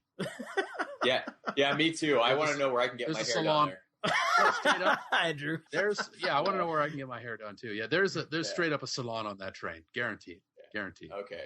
Yeah. I will grow out my mullet, and then that's where I'll get my hair done. Yeah. You get it like curled, like Yarmer Yager style, down your back. That was a conversation in the hockey locker room today, but I will save that conversation for a non-podcast. I have discovered like little Dr. Seuss, Lindy Lou hairs in my head, where it's like one is growing really long and the rest. So you're like Jason Voorhees, right? Or the Toxic Avenger. You just got that one hair that's just on there. Yeah, the Toxic Avenger. Yeah. So they indulge into a dirty vodka martini.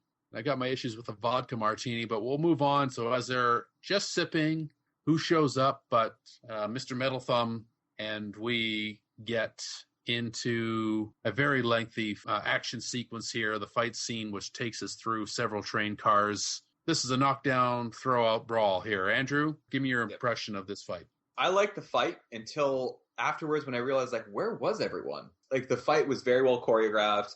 Like, it was great because it was the brute strength of Batista versus Bond just trying to throw every possible concoction at him. But then I looked at it, and like, it was a completely empty, like every single car was completely empty and devoid of human beings. And that's how, like, after the fight played out, when they just get dropped off, you're like, really? They just destroyed half of the train? The train continued on its merry way with like half the train destroyed? It was very well done. I liked the fight. It was, I think, a great way to end the relationship between the two characters. But there still was an element of realism that was missing. Yeah, I love the fight. Probably one of the highlights of the movie for me. Batista played it well. Again, as mentioned before, you're getting a credible threat to Bond in terms of physicality and brute. Obviously he has much more brute strength than Bond, and I like that. Bond, again, just going back on my memory, I think had to use a couple of. I mean, he was still fighting, fist to fist, but I think he had to use a couple of cunning maneuvers to kind of get out of kind of certain situations. And I just loved the power that Batista had. This is something we hadn't seen in the Craig Bond movies yet. So It was finally a refreshing take. Again, as Andrew had mentioned, going back to the classic villains of Oddjob and Jaws and some of the other tough guys. So I enjoyed it. I enjoyed the setting. I thought it was well filmed. I liked how Madeline got involved. She shot him in the arm or in the shoulder or something like that. And, she wasn't just, sitting there as a damsel in distress. Like, she was holding her own where she can and, contributing. So I thought it was good. The only thing is the ending, again, Bond being clever to end it. I liked it. I just don't know if I was anticipating a get off my plane moment and he just get choked. It's a get off my train. So that's the first thing that thinking of in the movies when that was about to happen. Because as soon as he linked it, I thought, okay, he's going to get pulled back and break his neck like Gary Oldman, right? And so I like the fact that you don't know his fate. So opens the door to maybe he can come back. But I would imagine he's dead. What do you guys think? I think that they were trying to open the door to him being able to come back in sort of the Oddjob Jaws fashion. For sure this dude's dead, but he's a beast. So yeah, he could come back. I just found, like, when you talk about like whether or not the character survived or not, at that point in the movie, you're like, oh, this is kind of cool. I think he could come back. And then after you watch the end of the movie, you're like, oh no, like it's just it's the beginning of like wasted opportunities too. Well, we could talk about it later. I'm not going to miss Hinks if he never comes back. If he comes back, that'd be fine. But if he doesn't, I'm not going to miss him. So Bond and Madeline hook up because that's what you do after you have a fight to the death, at least in a Bond movie. And then the train drops them off at some random station in the middle of the desert. They're all alone. And maybe I missed something, but a car just sort of shows up. Yep. A Rolls-Royce Phantom shows up, which is great, but why did this car show up? Did I miss something? I presume that they know who they're picking up here. So why would they bring the superhero, super spy into the heart of the super secret supervillain base? Classic trope, and, he knew he was coming, so he went to go get him. They don't really explain, so I'd have to make the assumption. Yeah, but that's my problem is, like, I have to assume why. Movie's not telling me. They knew the coordinates to get off there. Yeah, so they got off there, and that's it. I'm assuming he just knew. There and hope for the best, right? So a shitty plan, but okay. Yeah. Yeah. Just another coincidence. It was just convenient. It was cool at the time. We're like, but this doesn't make any sense whatsoever. No. So they arrive at the observatory at the site of the super secret base. They go fix themselves up. We see a couple of telling photographs in each room. So in Bond's room, we see, if I recall correctly, we see the photograph of the man standing with the two boys that we saw in the box that Bond had from Skyfall here, only it's preserved. So obviously there's a connection from whoever has got this thing set up and Bond. So what's happening at this point? Do you see what's happening at this point, Harry? Can you tell who this person is? Oh, of forgetting course. Forgetting about the marketing, though. I knew when he went to that big meeting in Rome. So Oberhausen kind of says, James, something along the lines, we know you're here. James, welcome, and all that stuff. So, and then with the hint drops before with the picture and now the picture again, obviously they're related. So you already know that. Obviously from the marketing, it, which is stupid. But so that's just reinforced here. And I guess that gives, another piece of the puzzle that he knew he was coming. They were coming because he set up those pictures there. So he knew they were coming. And then he's all about information, tapping into everything. So you would expect, based on what his plan is, just to spy on everything, get his hands into everything, that he would knew they would be coming. So it's not a surprise to him. Right. All right. So as they get ready for dinner, they're led to the observatory. And they meet Franz Oberhauser in the room with the meteorite. I don't know. Sorry, what is with this meteorite? Like, I don't understand. Like, is this like from Krypton? Like, what the fuck is going on here? Yeah, it's from Krypton. They're tying it into the new Batman versus Superman movie. Like, really, this is what Batman's going to use in order to fight Superman. It's all tied together, Harry. This is how we're going to beat Marvel. Exactly, that's the way to beat Marvel. A new expanded universe. I don't know. Did someone explain to me? Sorry, he said something about the meteor. Again, I can't remember. He did say something about it, but I can't remember because it's been a while back. But what he said about the meteor was, bullshit. Made this big hole, it was up in the sky, and now it's out of, I don't know, something. That's what he said. Yeah, pretty much, I'm going to shit on your fucking house. That's pretty much exactly. Yeah, that's right. Just like throw a pile of dog shit at him. It's the same thing. It's exactly the same thing. Pile of bullshit, something. Oh, and here's the operations center. So they go to the operations center, and this is where they can see the extent of the surveillance. So there's a couple of hundred screens, a bunch of people watching that, so they get the extent of where the tentacles of Spectre reach. Okay, so this part didn't make a whole lot of sense to me. So I was under the impression that Bond was pretty clear with Madeline what happened with her father when he went to meet her. Yeah, he went there. I don't understand made this. The deal. Yeah, she already knew he's dead, and she knew that he killed himself because he told her. Exactly. So they got the video up there, and it's like, don't look at that. Look at me. And like, well, obviously she doesn't want to see him put the gun to his head, but she knew, like, what was he trying to do to split them apart? She knew that this is what had transpired, right? I didn't think that there was anything new here at all. Maybe that's the fault of the villain. He thought he was trying to drive a wedge between them, and he failed. But it was Bond's reaction to it as well. Like, yeah, exactly. That's right. He's like, he was trying to stop her from seeing, but he had already told her. Exactly. 100% agree, Andrew. This did not make any sense whatsoever, unless he's just saying, I don't want you seeing the visual. Yeah, and I think that's what where, I mean? If he had said something to her dad, to Mr. White, that contradicted everything he had been telling her and exposed a lie that would undermine the trust that they've developed between the two of them, that's where I could see him freaking out, like, don't listen to this, don't watch this, you cannot watch this. But it's just like, she knows he's going to kill himself. Like, okay, yeah, you see your dad kill himself. Not the greatest thing in the world, but it's not, like, huge to the plot itself at this point in time. Exactly. Also, she hated him, too. So, yeah. Yeah, it didn't make a lot of sense. It's like Obi-Wan, viewing Anakin as that hologram. Oh, he's Darth Vader. I can't watch it anymore. Okay. That's what I got from 30 years of waiting. This made a lot of sense. Yeah, you're going to have to save that. We're going to get into that one I cannot later. wait for that podcast. Yeah, but this didn't make any sense whatsoever. Just looked like the director, the writers are trying to amp up the tension or make it dramatic for the sake of being dramatic without making sense to the story. Because you're right, she already knew he killed himself. The only thing I'm trying to think is that he didn't want her to see the image. As you said, they didn't portray it that way. That's right. Yeah, they did not. Yeah. So Bond gets knocked out, and he awakens in the torture chair. So how many times has Daniel Craig's Bond been tortured? Casino Royale, his balls slapped around a bit. Oh, that was the best torture sequence. He had his balls slapped around a lot in that movie. I don't think anything happened in the other two. Oh, no. No, right? Maybe not. Yeah, but it's not unusual for us to have Bond strapped to a chair, having a body part or two slapped around, right? Like, this is the obligatory torture scene. Do you expect me to fuck? I definitely got a feel of that. I can't remember the exact line, but it called back to... I love the common themes behind Harry's comments. Yeah. There's a lot of, different types of porn that Harry is moving in a direction that perhaps Jeff and I may be uncomfortable talking about in this podcast, but that's fine. Harry, we appreciate you, and you are unique as Hey, man, all I want to know is that I pull off a good Connery or not. Yeah, it's an okay Connery. Don't be ashamed, man. That's all I have to say.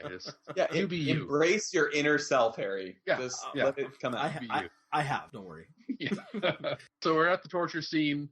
I felt this a little bit drawn out. We know Bond's got the bomb in the watch. There's some weird shit about how this tiny little drill's gonna erase his memory of Madeline. I'm not sure how this is supposed to do so, but all right, no problem. I expected the Homer Simpson, when he's trying to get the crayon back in his brain. It's like, defense, as the drill's starting to go through extended warranty. How can I lose? That's what I was picturing when I first saw this. Actually, chuckling on the inside as the screw's going deeper. It's like, defense. I think this is the point in the movie because he was explaining the background in regards to how he's viewed Bond as a threat to the relationship with his dad. So he was able to have his dad killed.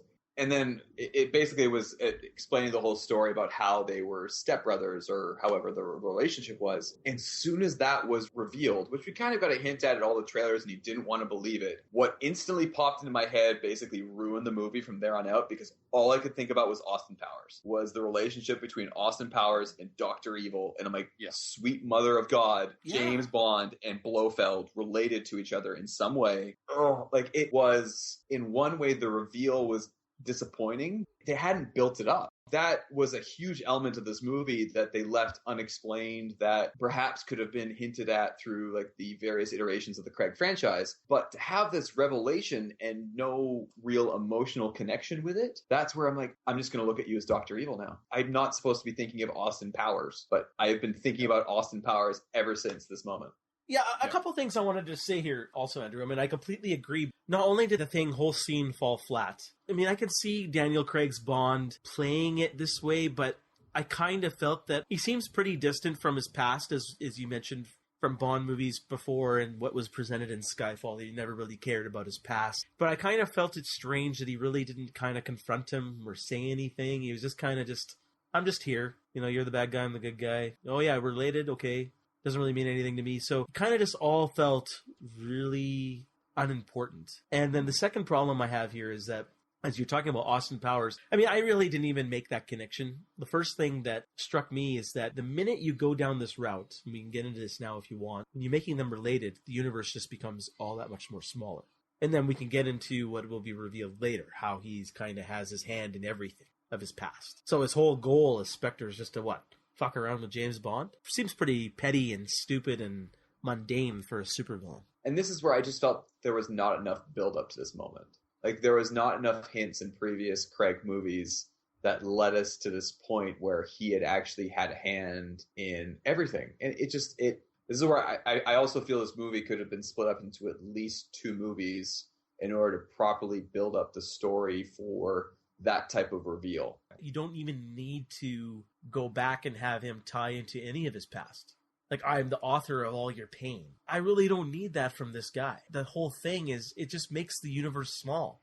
It makes those other villains in other movies so much more unimportant. And it makes those movies so small. It hurts those movies. I totally agree. I think there's a few things that I got a problem with here. The first being, this is the Star Trek Into Darkness moment where he reveals himself to be Ernst Stavro Blofeld. And that only means something if you and I have seen the Bond movies way back. Yeah. Why did he hide the fact that this was his name that he took? Who gives a shit? He should have been Blofeld from the beginning. Yeah, it was the same with Into Darkness. Why wasn't he just Khan? Like, why was he this fake name? The only reason it was a fake name is because they were trying to fool the audience. But the character doesn't know that there's an audience there, so they wouldn't do that. Why wouldn't he be the name of the guy that he fucking considers himself to be? Like, I don't walk around hanging out with you doing this podcast calling myself Jack Wazinski, you know, and then like reveal to you later, no, that's not my name. My name is Jeff. Like, it doesn't fucking make any sense. The guy would just be Blofeld. You could have done a Joker thing there. Jack is dead, my friend. Yeah. You can call me Jeff. Yes. It's so stupid that they did that. They just do that to fucking play on my preconceived shit, and I hate that. Yeah. I hate it when they insult me like that, because that's what they're doing there. The fact that they're connected, I don't like that. I agree with you, Harry. It makes everything so small. Why can't he just be a fucking bad guy? You know? He's got to be Bond's sort of brother from way back, but they never really had a connection. Because if they'd actually had a connection when they were kids, then maybe something else can work here. But Bond doesn't care. He's like, yeah, whatever. His father took me in. Yeah. This guy's just a fucking weirdo, and he killed his old man. Well, it's not even just that. Connection. Not even that. The way they portray this movie, and I'm sure in the grand scheme of things, a psychotic would have more going on in the back of his mind, the super villain. But it just this movie portrays Blofeld to just have jealousy and daddy issues. Yeah. It's lame. It's been done a billion times better, and it's just played. It's just done. It's not interesting. Yeah, I think this is where they had an opportunity too, where I don't want to get into Darkness because that's going to make this podcast like twice as long. But where if they had made Andrew Scott Blofeld, that would be interesting. Completely out of left field. Like, they had to have known that all the rumors are going to be that Christoph Waltz was going to be Blofeld. Like, we're talking about the Bond villain, like the one in all of the original books that has a common theme that Bond could never beat. The way he beat them in the Roger Moore franchise was just awful. It didn't have that oomph. It didn't have that surprise. It didn't have like what was intended behind Khan. And I hope to God Force Awakens doesn't pull something like this in a few weeks, but it didn't have that emotional impact that they were hoping to achieve with this particular reveal, because everyone knew that Spectre was back, so Blofeld's got to be back. Yeah. But you do it in a different way that no one expects. And I agree with you, Andrew. I think a more interesting approach, whether this is the last of the Craig films or not, because there's a couple things here. There was last-minute third act script rewrites. I'm not sure if you guys heard all the rumors that they actually dumped the third act completely because it wasn't working. While at the beginning of the shoot, they were still struggling to get this third act to work. And they were doing massive rewrites. They were calling in new writers. I'm not sure if you heard all those rumors, but that's what seems to be going on. It seems pretty evident that they're just scrambled to get this to put it all together. And I think, you know, part of the problem is when you cast a guy like Christoph Waltz, you have to give him something relevant to do. I think it would have been better if you just casted an unknown. You don't know. You cast Christoph Waltz or someone distinguished actor, you're expecting him, he's got to be something of importance. So it's pretty clear what's going to happen, in addition to giving away all the spoilers during the trailers. But if you put someone who's unknown, you don't know who the fuck this guy's going to be, then maybe you introduce Blofeld at the end of the movie. Or you have this guy just come in. And that could be Christoph Waltz or somebody else. Or Christoph Waltz isn't Blofeld, and then the real Blofeld comes in later.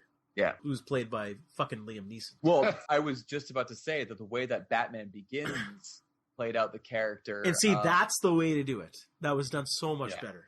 Because I was shocked when that revelation happened. I don't know about you guys. Oh, me too. Because it's like when you read the comics, when you've watched the series, like you have an idea like what Ra's al Ghul is supposed to look like. You're like, oh, they killed him off right away. But like, you know, it's probably setting up to a bigger character arc. And you find out Liam Neeson is a Ra's al Ghul. You're like, oh my God, like that. Like I didn't see that coming from any perspective. Just because it was Liam right in front of you the whole time. Yeah, it was right in front of you. But like the movie was so good that I wasn't thinking about it. And they didn't fucking blow it with the marketing as well. Here, they blow everything right off the bat. So the torture scene ends with Bond blowing up some shit. They escape. Bond shoots some gas line or something. And for some reason, that means the whole place explodes. Did he shoot a gas line? Because I was wondering how the fuck this whole facility just blew up. He shot a gas line, and it looked like he shot a gas line like as a distraction to try to get them out of there. And that was the only thing that caused any explosion, and then everything blew up. So a piece of trivia, I'm not sure if you guys are aware, because I just read this the other day, that explosion was the largest explosion, or at least using the most tons of explosive used on film ever. The destruction of that facility. Wow. It looked impressive. It looked pretty cool. Great. Yeah, it looked great. That was the most tonnage of explosive ever used for Hollywood. It was a nice explosion. It's just, I'm just sitting there saying, how the fuck did this happen? He did shoot a something, and the something exploded, and I guess in classic supervillain layer construction, they had the Death Star engineers basically working on this place. This is how Special Ops plans all their missions. Just shoot something, it'll blow up. Shoot something, it'll blow up, and because the bad guys construct their super secret layers with the one weakness to blow up the whole thing. Yeah, like I said, the target area is only 2 meters wide. Yeah, well, hey, even Bond has been bullseyeing womp rats back home, and they're not much bigger than 2 meters. So don't worry, he's got it covered. Yeah, but it was pretty stupid. Yeah, it's pretty stupid, but cool explosion. Looked great. What did you think of the escape sequence? Rushed. It ended very quickly. Explosion was great. It's nice to see practical effects, but it was still kind of like, okay, that ended quickly. Yeah, it wasn't very exciting. It wasn't very exciting. You know what? Actually, I didn't mind it because he capably shot the bad guys down. I was okay with it. For some reason, I was okay with it. But again, we're not done yet, so we head back to London, and there's a safe house. Arrives at the safe house, and there's Bond just chilling. Now, here's the plan. So they are working on bringing down the rest of the surveillance operation. For some reason, there's some countdown to when this whole thing goes live. I hate these convenient countdowns. I mean, it's one thing when it's a bomb, it kind of makes sense. Terminator Genesis? This is pretty much exactly. It's exactly. Years like I mean, I understand the audience needs something, but again, I feel insulted. I feel like my intelligence is being insulted. Yeah. Why don't you just throw on that track? I don't know who the band is, but it's like you just play the Final Countdown song, It's like the Final Countdown. It's a good song, but just throw it there. If you're that lazy, just put it there. So the plan is laid out here. Q is going to hackety-hack into this security system to somehow shut down this global surveillance thing, whatever. Madeline decides that she's going to break up with Bond at this exact moment. Like, this exact moment she picks to say, I'm not going to watch you die, and off she goes, and Bond's fine with that. So away they go. That's when you know she's going to get kidnapped. Oh, sorry, exactly. I got to leave you. This is like, I got 3 months left till retirement, so I'm going to die in the next scene. Yeah, so exactly. I'm breaking up with you now so I can go get kidnapped. Thank you. That's right. Does she not understand what's happening here? You're leaving the super duper spy. Like, you got to be next to this guy. No, but forget that. Even if she doesn't want to be with, let's pretend she hates him.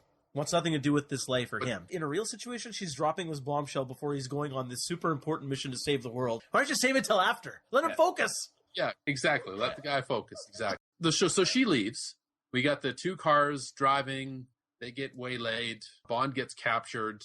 M escapes. So basically what happens here is M and Q and Moneypenny end up at the new headquarters, the new Secret Service headquarters, and Bond is kidnapped, and he's taken to the old MI6 building for the final confrontation. So we're kind of cut between the two sequences here. So Bond is going through the skeleton of the old MI6 building was blown up in Skyfall, so it's rubble. We see these wires sort of strung throughout the whole place, and we get M and Q at the national security place. Q is hacking in. I don't even know what hacking into anything means anymore. I hate it when people hack into shit in movies. Even though it happens in real life, but that's okay. Well, it's not that there aren't hackers in real life, but that's not what hacking looks like. They just, they start a program, they go for a cup of coffee. Essentially, yeah. That's why I hate it. It's happened for years and years now, and it's so fucking lame. But, okay, whatever. It's the convention. Anyway, so Bond he makes his way down into the bowels of the old MI6 building, and there's Blofeld behind some bulletproof glass. Hold on, but don't you see all those... Is this before or after he sees all those convenient pictures that he lays out? Oh, here's a picture of Vesper. Here's a picture of Mr. White. Here's a picture of the guy from Quantum, the oil guy. Here's a picture of Silva. Oh, Yeah. I got your picture of M. I got you. I'm the author So of we all have your all pain. these, right? We have all the callbacks to the previous Daniel Craig movies, as we've seen a couple of times with the images calling back to these old films here. So for me, I find this very contrived. Absolutely 100% agree with you, Jeff. I think having Harry just shed light on the fact that the third act required a lot of tinkering with, and they basically threw it together. It really exposes that. It threw off the whole, I think, tempo and feeling of the movie. And yes, it kind of been building up. It's like everything is just a coincidence. I think the audiences are smarter these days. And it felt unnecessary. Yeah, Hollywood doesn't give the audience enough credit. I mean, yeah, sure, most of the audience still isn't smart enough to realize good writing when they see it, but even they are smarter than this. 100% agree. Yeah. Lazy, contrived, boring, again, makes the world small. It's laughable and insulting. I mean, this is Blofeld. Blofeld's better than this. He's better than this. You're like, ass raping this character on national TV. That's right. They're disrespecting the character, and at the same time they disrespect us. Because you're right. They think that we're not smart enough to make these connections ourselves. I really hate that, especially when it's a movie that I want to like and a franchise that I respect. We're all fans of Bond. Otherwise, we're not doing the show at all. But they give us something like this, it hurts. I want something more out of it. So anyway, as we move on, so Blofeld, now he has the scar, classic scar in his face. He's got the scar in the eye. And I thought that was really cool. Like, I appreciated that because, like, okay, this is Blofeld. Like, maybe they should have started off with that as like the makeup, similar to how Silva was in Skyfall. But I did appreciate that nod to making him solidified as Blofeld, even though he wasn't the person that I thought should be Blofeld. But I thought it was really cool. I like the scar. I like the image. But, I mean, again, the funny thing is I don't know if he earned it. You know what I mean? Like, that scar wasn't earned at that point. It's kind of like Joker in Dark Knight, where it's like you don't need to know where he got that scar. It's just a part of that character. And granted, Blofeld's gone through so many different iterations and so many different actors throughout the Bond franchise that there hasn't really been consistency to it. But I think they could have used the cat in the earlier sequence when they had everyone together, and that kind of gives the hint that the character is Blofeld. I just felt like the white Persian showing up in the middle of the torture sequence. I'm like, we already know he's Blofeld. Like, you don't have to pander to the audience here. Exactly. Okay, so Blofeld's behind the bulletproof glass. Bond can't get to him. The whole place is rigged to blow. He's got 3 minutes, and I guess this is the hero's choice again. So Madeline is somewhere in the building, and Bond has 3 minutes, and he can either die trying to save her because he doesn't have enough time, or he's got plenty of time to just get himself out of there and live with the fact that he let her die. So away he goes. Unfortunately, and the other problem with it is it comes down to the damsel in distress again, and I hate the damsel in distress trope. So that's something that's got to go. So yeah, that's a problem for me, and I don't like it here because it's already been telegraphed when she, as we've talked about, when she left, she's like, I can't watch you die. It's like, okay, well, we know what's going to happen here, so I don't know why we're doing the song and dance, right? Yeah, I think that's where they may have realized that killing off Judi Dench in the previous movie could have been used perfectly here because, like, later on at the very end of the movie, like, he makes a decision, of course, between whether or not he's going to continue with MI6, whether or not he's going to go off with a girl. But this was the moment where it could have set up that decision for him, where he has to choose between someone that he cares for within this MI6 organization, like even if they're thrown in Moneypenny.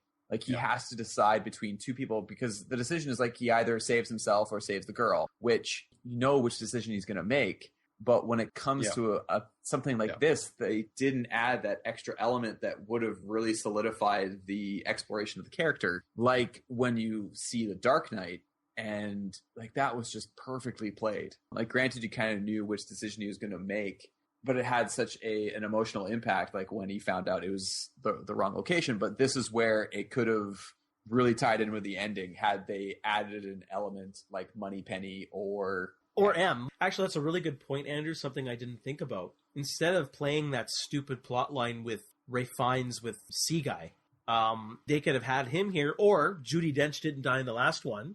Maybe she just got injured, and she's here, and you know what would have been more refreshing? Is she, instead of Bond actually rescuing her, maybe she even says, just go get him. Do your duty. Just go get him, and she dies. That would have been more refreshing. There would have been at least some more stakes here than just, okay, I'm going to save the girl again. And then I just even want to also talk about how they both got away. They just they just jumped down a hole and landed in a convenient net? I mean, correct me if I'm wrong. Is that what happened? Yeah, that is what happened. Oh my God. Thought I saw a net. I'm saying, how did they get down that hole? No, there was a net. There was a net. And yeah, exactly. I guess Bond would know if there was a net there, but yeah. Who put the net there and why? I don't know. Maybe it was like a safety. Yeah, it definitely fell. It fell flat. There's no question about that. Yeah. Yeah, I was a little confused here as well. It didn't play very well. So again, then we're also cutting between the hacker sequences. C has confronted M in the office, but of course, Ray Fiennes, being a badass, gets the drop on him, manages to hold him off while Q hacks into the system and stops the super duper intelligence, whatever, from taking over the world. So Spectre is stopped. So Bond rescues Madeline. They fall into the aforementioned net. And away they go. They manage to escape the old MI6 building by taking a boat conveniently there for some reason out of the canal. And we have I'd have never seen a boat versus helicopter chase before. Have you guys seen this kind of thing before? No, it's usually a helicopter going after a boat. Yeah. But yeah, I mean, good for them for thinking of something different. But again, harken back to another Die Hard movie, Die Hard with a Vengeance. Say hello to your brother. One little shot takes down the helicopter. It's okay. It's the end of the movie. You got to end it. But I think they could have done something a bit better and more creative here. Yeah, it's a pretty good shot. He's got his tiny little gun. I don't think he's making that shot. I know it's Bond, but that's a stretch. Where he hits the helicopter there, manages to crash it into the bridge. So Bond gets up onto land there. Blofeld crawls his way out of the wrecked helicopter. So I'm assuming at this point, if there would be another movie, he would be kind of like in that wheelchair. He'd be disabled. Yeah, probably so. So Bond is on the bridge. He's got his Walther PPK in hand. Blofeld has crawled out of the helicopter wreckage. And the moment of truth, Bond's got the gun to Blofeld's head, blah, blah, blah. Bond decides he wants to be the better man, and he walks away, throws his gun to the river, walks back over to Madeline, and they walk off into the hypothetical sunset, and the end. No, didn't they have the Q scene? What was the Q scene? At the very end, Q's back in his old digs and... Oh, that's right. Oh, right. He went to get the car. Right. Yeah. Okay, yeah, then it ended. Yeah, then it ended. So... that's Spectre, ladies and gentlemen. So, Andrew, just give me your overall thoughts on the film. Well, I definitely want to touch on the last 10 minutes because I remember leaving the movie theater and I was with a friend in Hawaii when we watched this. And I'm like, if it wasn't for those last 10 minutes, I would have thought higher of this movie. I just want to point out before you continue, Andrew, I just want to give props that you actually took time out of your Hawaiian vacation to prepare for this podcast. So we know how awesome you are. Was the least you could do, honestly. Give me a break. Yeah. I appreciate that. I should have seen it opening night in Honolulu, but I waited a few nights to the point where we could barely move after nearly killing ourselves on a hike. But when it came to the ending, I was so thoroughly disappointed with it. And it started with the helicopter being shot down by Bond. Like, literally, in my head, I wanted to stand up and be like, you gotta be fucking kidding me. Like, no, this is way too stupid to be in a Bond movie. But when I talked earlier about the ties to On Her Majesty's Secret Service, I think they could have really solidified the emotional impact of the decision that Bond made, because I felt like the ending of the movie was setting it up just like On Her Majesty's Secret Service. And then he'd come back and, like, shoot her or something? That's all it would have taken, right? Like, On Her Majesty's Secret Service, like, one of the main reasons why I love it is that here he finds a girl that is able to pull him away from MI6, that he finds a reason to settle down where it changes Bond. And the last sequence, like the very last scene, and I believe the very last shot, is just the image of that bullet hole in the windshield. And it changes Bond forever. And yeah, they kind of did that with Vesper, but could you imagine, like, the emotional impact and the setup for a finale where Blofeld escapes, or however it works out, and Blofeld takes the one thing that matters most to Bond, which is this new girl, or, for example, like takes out M. Like, it just... Yeah, Andrew, that would have been an awesome shot, actually. I mean, maybe a bit on your nose, but if they did that kind of drive-by where Blofeld, whether it's this character or if there's another Blofeld who's the real Blofeld, comes by and exacts the revenge, and you said you get that shot, and maybe that last shot, it'd have been kind of like cool, where that last shot would have been that shot from the trailer where you get the bullet hole with those cracks that appear as the octopus arms, and that's what you see, and you just hear Bond maybe crying in the background, or it's just silence. I'm actually going to bring up one of you guys' old previous podcasts, because I actually did listen to them, when you guys were talking about Man of Steel, where you guys were discussing about how you felt like it's a setup to Batman versus Superman, and that to get, I think, the full appreciation for the movie, you're going to have to see how it ties into Batman versus Superman. And that's where I think I don't want to reserve final judgment for this movie until I see the next iteration of Bond. Because they could start off the next one where he's driving away with a girl and she gets shot and gets killed. Like, it could just be a setup for this massive movie, however they want to do with Spectre. But I just felt like the capturing of Blofeld was so unnecessary. Like, Blofeld should have escaped, in my personal opinion. Like, it was a wasted character. He just ends up being another Bond villain when he is the Bond villain. And I wouldn't, at this point, care if the Craig franchise ended. Yeah, I'm so disappointed by the ending. I have to agree. I think this ending leaves a lot to be desired. The way Blofeld is dealt with is he's been turned into just the other generic villain of the year Bond movie, right? I think this might be the end of the Craig Bond movies. To be honest, it's not a good ending, but now it's kind of like the end of maybe The Dark Knight Rises, where, you know, Batman found a girl, a woman, to go settle down with and not be Batman anymore. And even though you don't have someone taking up the mantle of Bond, there are other double O's out there, and maybe Bond's going off to just be with this girl, and that's the end of it. I mean, I'm sure you've all heard Craig's comments that he really doesn't care to do another Bond one, whether that's him just being frustrated and tired, or whether that's just, you know, contract negotiations so he can get more money in the future. Who knows?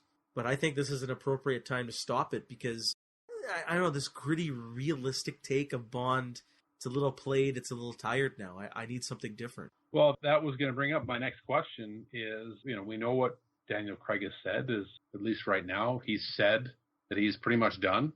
So if this is indeed the conclusion, how do we feel about the Daniel Craig James Bond, the 4 films? Andrew, do these hold up? How do you feel about Daniel Craig as Bond and these 4 films?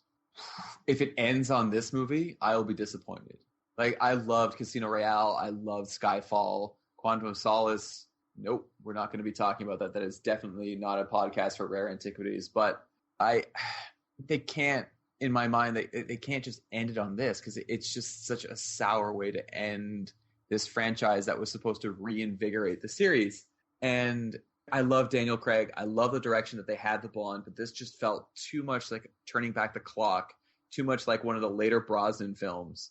That is one of the reasons why the Bond franchise fell off the face of the earth for the number of years that it did, is that because people were tired of seeing Bond the way that it had been in the past. And I think the way that they treated the audience, the way that this movie was such a wasted opportunity to develop the character and the franchise, it really could have been spanned out over 2 movies.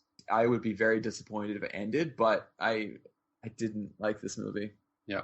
Harry? I partially agree with Andrew. I mean, in regards to this movie, it's disappointing. Blofeld has been ruined unless they do something new with him in a future movie if this franchise continues, the Craig franchise. Will Craig come back? I'm willing to bet he'll come back for one more if I had to put money on it. Because, as Andrew said, it's made a lot of money, and the producers want him to do more. I think given time, he'll do more. Craig really doesn't have anything else going for him to begin with anyways. He's still in pretty good shape, even though his face looks like a dog's breakfast. Well, it did in the first one, though. Yeah, that's true. So it's not because he's getting older, it's just because he's ugly. But he does look a lot younger in Casino Royale. I like that look about him. That he looks like the blunt end of a sledgehammer. Yeah. You know, that's his. I kind of like that. It's different, you know. I just think they're dropping the ball on some aspects of Bond that I want to see disappear. I don't want to see this boring, gritty, realistic take, because what I've found is a problem. It's been a problem with all the Craig Bond films, is I think the third final act, that last action sequence has fallen flat in its face in every single one, in my opinion. Skyfall included. Skyfall is way overrated in my opinion. I know, Andrew, you like it. There are elements of Skyfall that are very good, mainly with the cinematography. And the first act, or the first half of the movie, is excellent. Second half is garbage. The minute Silva shows up, it just is gone. Same thing here. The minute Blofeld shows up, the movie is gone. It's dead. It's done. It's not fun anymore. It's not interesting anymore. And it's boring. And surprisingly, I mean, I'd say the last 20, 30 minutes of Casino Royale, similar, but a little bit more forgivable because it was a good action, still a good action set piece with Vesper drowning. And there was some stakes at play there. You could say the same thing about the end of Quantum. Good action set piece, but it was still a little bit empty. Just because the villains weren't as good. So, do I want this franchise to continue? No, I don't. I think it should stop here because it's going to be very similar beats being played out here. And I don't need to see that. I need to see a little bit more of the fun injected back into. I need a little bit more of a larger feel of an organization, like a larger world threat that's happening back with Bond. I think you need some of those elements of fun back in, and you don't get it with the Craig franchise. You just won't. So I think it's a good point to stop here because this movie failed on all accounts, in my opinion. I mean, that's pretty definitive there. That was going to be my next question is... well, what do you think? You tell us what you think. Let's go to Andrew first. What's the future of the franchise? Are there legs left in the Daniel Craig version? Are there legs left in James Bond at all? I think yes for both of them. One, because it made such a tremendous amount of money overseas. Like, it's a huge box office success overseas. And even here in the United States, that I think MGM is still MGM, whoever owns Bond these days. I keep losing track of it. I think for them to not continue the franchise in whatever iteration, whether that's Craig or anyone else, I think would be a mistake on their part because it's a major franchise in cinematic history. I do think, and just thinking about this a little bit more, and I haven't really thought about it too much until tonight, I'm curious, and perhaps this is because I like the movie a little bit too much, that I'm thinking too much into it, how Bond, this particular movie, may have played out differently had The Winter Soldier not come out. Just because, like, imagine that type of story, but in a Bond franchise where Bond's been working for MI6, and all of a sudden it's revealed that MI6 has been Spectre the entire time, and that he's been doing their work. It's a possibility that I think may have changed the story of Skyfall, or not confusing Skyfall and Spectre, sorry. But it seems like that would have been a perfect way to kind of set up the final movie where Bond realizes at the very end of it, like, imagine M gets revealed to be Blofeld. Yeah. They need something that's a surprise for Bond. They need something that's going to change how people view the franchise. And while as much as I love the Bond movies, I will go watch them every single time they come out, I think it's going to take a lot to make up for this particular movie. It's like Into Darkness. Like, the third movie has to be fantastic for me to be able to look past the faults that was Star Trek Into Darkness. And I think that's what's going to have to happen with this fifth Craig franchise movie. But do you think there will be one? Yes. Oh, absolutely. Based upon how much money it's made, I don't doubt it at all. Whether or not it's the right decision, yeah, that's beyond my pay grade. Yeah, that's a tough one. Is there going to be another Daniel Craig movie? I think that the odds are likelier that there will not be another Daniel Craig film. Well, there's two reasons. I mean, one, he's getting older, and that doesn't mean that he can't still be Bond, but I think that he's feeling the fatigue, the comments that he's made publicly regarding, the franchise and coming back. So it's hard to say. It's really hard to say. I think he's probably done. What's the future of the franchise? I hate to say that it needs another reboot because it doesn't feel like Casino Royale is all that far in the past, but it needs a shot in the arm for sure. If not a reboot, it needs a revitalization, I think. And I've loved Daniel Craig. I thought he's been great. And I love this idea of Bond as less the suave spy and more of the blunt instrument that he's been in these movies. Yes. I've really enjoyed that. Yes. Really enjoyed that. So if they could continue that, but bring some of the fun back in. I think they tried to do that here. They tried to bring some of the classic elements and some of the fun back, and they didn't quite pull it off. And maybe it's not possible with this iteration of Bond where he's... See, one thing, Jeff, is you talked about the blunt instrument versus the suave spy.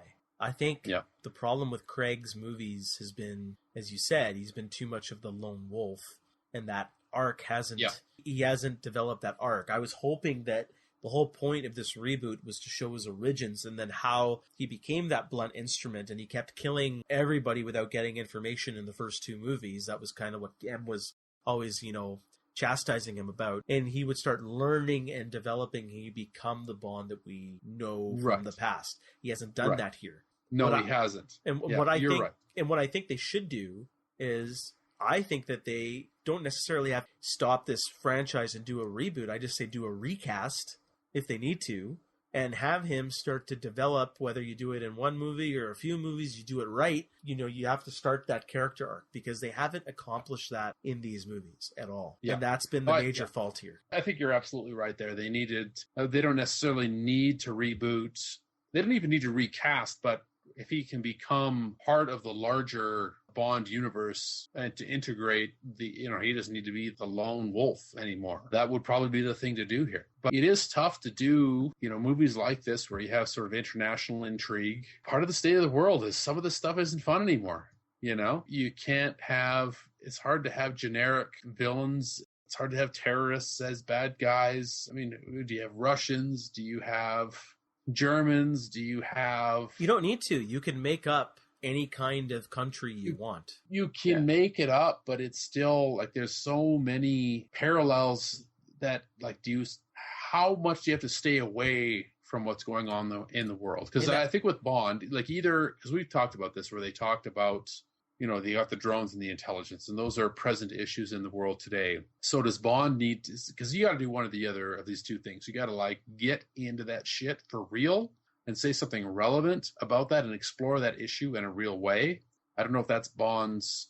I don't think that's Bond's. Or you got to completely go way, way, way in the other direction. But it's hard to do that nowadays. It is. I still fail to understand why you can't meet those 2 extremes. Can't meet in the middle. No, they didn't do it here. They did, but it didn't work because it was a terrible story to begin with. It wasn't good writing. Wasn't good acting. I actually want to ask you guys this too. We didn't even really touch on this. What did you think of Christoph Waltz? I know we're getting a segue here. What did you think of Christoph Waltz as his acting as Blofeld here? Did you think he pulled it off? I thought he was terrible. It's we brought up the Into Darkness comparisons a few times, but I think it was something similar where I like Christoph Waltz. He's fantastic in everything he does. He's very cerebral with his acting. He is meticulous and everything he says. There is a hidden meaning behind every single line that he has in the movie, and I love how he's a scene stealer. And it just didn't feel too much like Blofeld. But you know why? So what I wanted to get it into here is he was still trying to ground the character, and that's what, it's not just him, it's the way the directing and the writing was. They're trying to still ground him into this world, but you can't have a character like this in Daniel Craig's Bond world. That's why I think they should, instead of doing a reboot, you don't have to, you can still recast and find a villain. I think Spectre's gone, it's ruined, and Blofeld is ruined, it's done. He's just going to go to jail. You should stay away. Find some other kind of Hippocrates Noah type guy, bring him in, reel him into a gritty world, right? And grit in a real situation, but still have that sense of fantasy and fun. You can still take a topic that's relevant. Star Trek did it all the time. I mean, we can argue how well it did it most of the time. It was always doing something that was extreme and not realistic, relevant to social commentary. We could still do that here.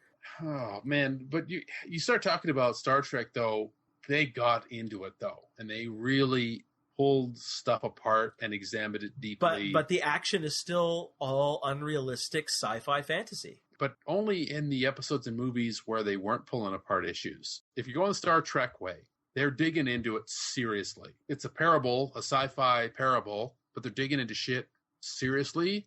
And there's Vietnam War stuff there. There's Cold War stuff there. There's homosexuality in there. I mean, there's everything. They pulled apart everything and they did it seriously. So Bond could go that way, but then it's serious and got to get into it. If you want to go the other way where it's fun, and I like the fun, and that's more the Star Wars stuff. There's no social commentary in Star Wars. I completely disagree with you. 100%. And we'll get to that. Obviously, the social commentary doesn't exist at all. They're taking some parallels, but they're not commenting on it. Not directly, but you don't see. The thing is you're looking for something to beat you over the head with it. I'm not. I'm actually, you can read in between the lines. No, I'm looking for something to read in between the lines, and that's why Star Trek always works with social commentary, which is great. And again, with Bond, if you go back over the history, they don't do the social commentary. They made cartoons out of the Red Menace. They made cartoons out of the Soviets. They made cartoons out of the bad guys, and it was fun. And when you went with Daniel Craig with Casino Royale, I mean, it was the dark, gritty reboot, and Casino Royale worked great. You know, we all have said we've enjoyed that movie. When they're going past that and they're trying to get into the social issues of today with the dark and gritty stuff, they should probably have sunk their teeth into that a little bit deeper. But what they were trying to do was they were doing that in the movie where they were bringing back some old Bond tropes. And I think that's part of why Spectre doesn't work, is because they're playing two ends of the spectrum here. They don't get either end of the spectrum well, and they don't meet in the middle, and that's part of why this film doesn't work. Yeah, they rushed to use Spectre and Blofeld because all of a sudden they had the license to use these, both the organization and the character, and they're like, oh, we got to throw them into the next movie. But if they had set it up in such a way, like, I like having like the plans for the franchises. Like, when you take a look at how Disney has treated Marvel, each phase you can kind of see like the target that they're bringing in terms of all the different movies. And when it comes to Bond, like, I would love it, like the final, like if the final scene of the Craig franchise was basically like a tie-in to Dr. No. What we loved about Casino Royale is that it shows the beginnings of Bond. It shows like why Bond is the cold-blooded bastard that we all love. Yeah. But it needs to continue that character development. And that's where like Quantum of Solace, Skyfall did it a little bit, but not as much as I think they wanted it to do. With this movie, it doesn't have that character development that we're wanting to see from Bond, which made Casino Royale so great. And they rushed to use Spectre. The last image could have been like the revelation of Spectre and Blofeld, setting up the final movie in the Craig franchise. I guess they kind of did. What bothered me is, you know, you're right. We had Casino Royale, which is how Bond became the cold-blooded killer. Casino Royale was the prequel. Yeah. But then they had another prequel, and then they had another prequel, and now we have another. So we have 4 prequels here to the Bond franchise. Like, here's 4 movies to tell you how Bond became Bond. Oh, you know what? And they still didn't get there. But they got there in the first one. They could have just done that the first that's one. it. That's all they needed. Yeah. All right, so here's a question. Here's the big question. Harry, to you first. Yes! Let's say... Sorry, you took a while there. No. Well, no, I just wanted to pause to illustrate the dramatic impact of the question, which is, if this is the end of... Let's say this is the end of Daniel Craig's run. Is there life left in Bond at all? Yeah, for sure. Bond's a staple of cinema. Lots of things are, but that don't continue for 26 movies.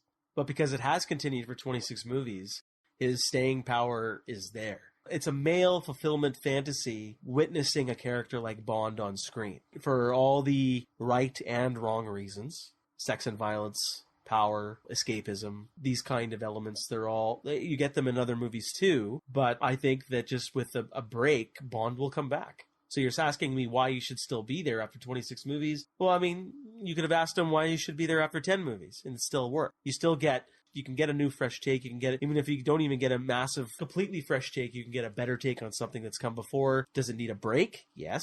I think it should go and hibernate for a few years and then come back with something new, with a new Bond. And I just say continue the franchise. You don't have to reboot it. Just do something different. Andrew, what do you think? Oh, I'm going to be different from Harry on this one. I don't normally say this when it comes to Hollywood, but I think Bond could use remakes.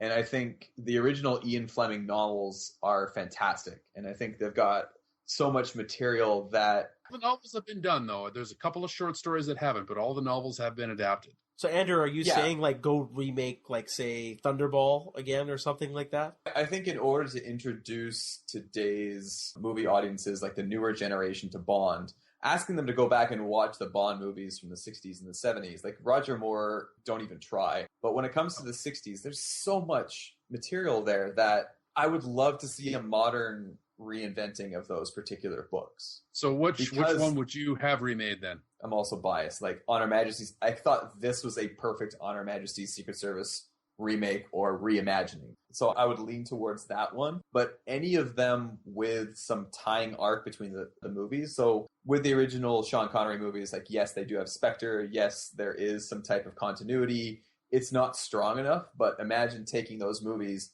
and having a strong continuity with an end goal in sight being the takedown of Spectre with modern movie making. I think it would be entertaining. But I think that's what the Bond franchise has become, is that they've run out of ideas. It has been, as Harry mentioned, kind of manipulated and skewered by like movies like The Bourne Identity, like the Bourne franchise, Mission Impossible, like just spy flicks today have neutered, I think, what Bond could have been.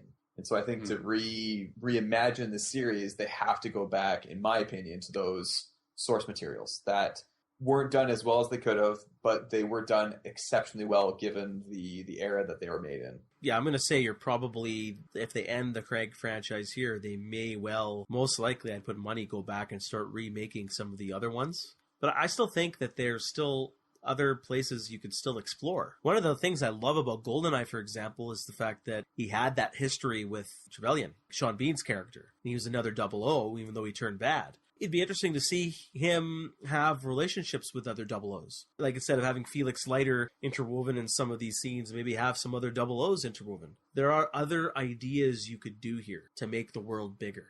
That's just what I think. They haven't done that yet. And I'm wondering if that's still something that they could... You need the right actor, you need the right story. They could still do something else that's fresh if they really think about it. It's hard to do 20-something movies in. But yeah, I agree that they'll probably go back and start remaking some stuff. Who fell off his chair? Yeah, that was my microphone. Sorry, I kicked it. Yeah, what I think is, it's quite possible that they go and remake an older story for the modern audience, and I'm not opposed to that idea. I think there's some good stories that from the classic Bond canon that could probably be reworked for today that would probably work. Honestly, what I wouldn't mind seeing is a new story set in the 60s, 50s or 60s. A new movie that's a period piece in the Cold War. You won't get... It'd be interesting. You'll never get that with today's audience. People won't go. Yeah, I mean, possibly we would not. I can tell you right now, marketing would not approve that idea. It'd be done. Well, marketing doesn't approve movies, though. I wouldn't say marketing, but like whoever is the creative consultants still know what's going to market to the demographic today. And you're not going to get... They're going to get guys like you to go see the movie. They're not going to get 20-somethings and teens to go see the movie, so that's done. Honestly, I think you're wrong. The only reason why I think you're wrong is there have been examples of that. If you look at the Marvel universe and you look at Captain America, the first Captain America movie... Wasn't very good. Was a period piece, though. Harry, I liked you up until this point. Yeah, I mean, that was the best. That was one of the best ones. The first Captain America was... The elements of it were good. I like the Winter Soldier, but I didn't like that one. It had nothing to do with it being a period piece. It just wasn't a good movie. Yeah, this is a conversation. It wasn't a great movie, but the fact that they did that, I thought that showed that it can be done. Like, you can go back to another time period. If it was successful. It was successful. It made money, but it wasn't successful in terms of what a superhero franchise needed. Didn't.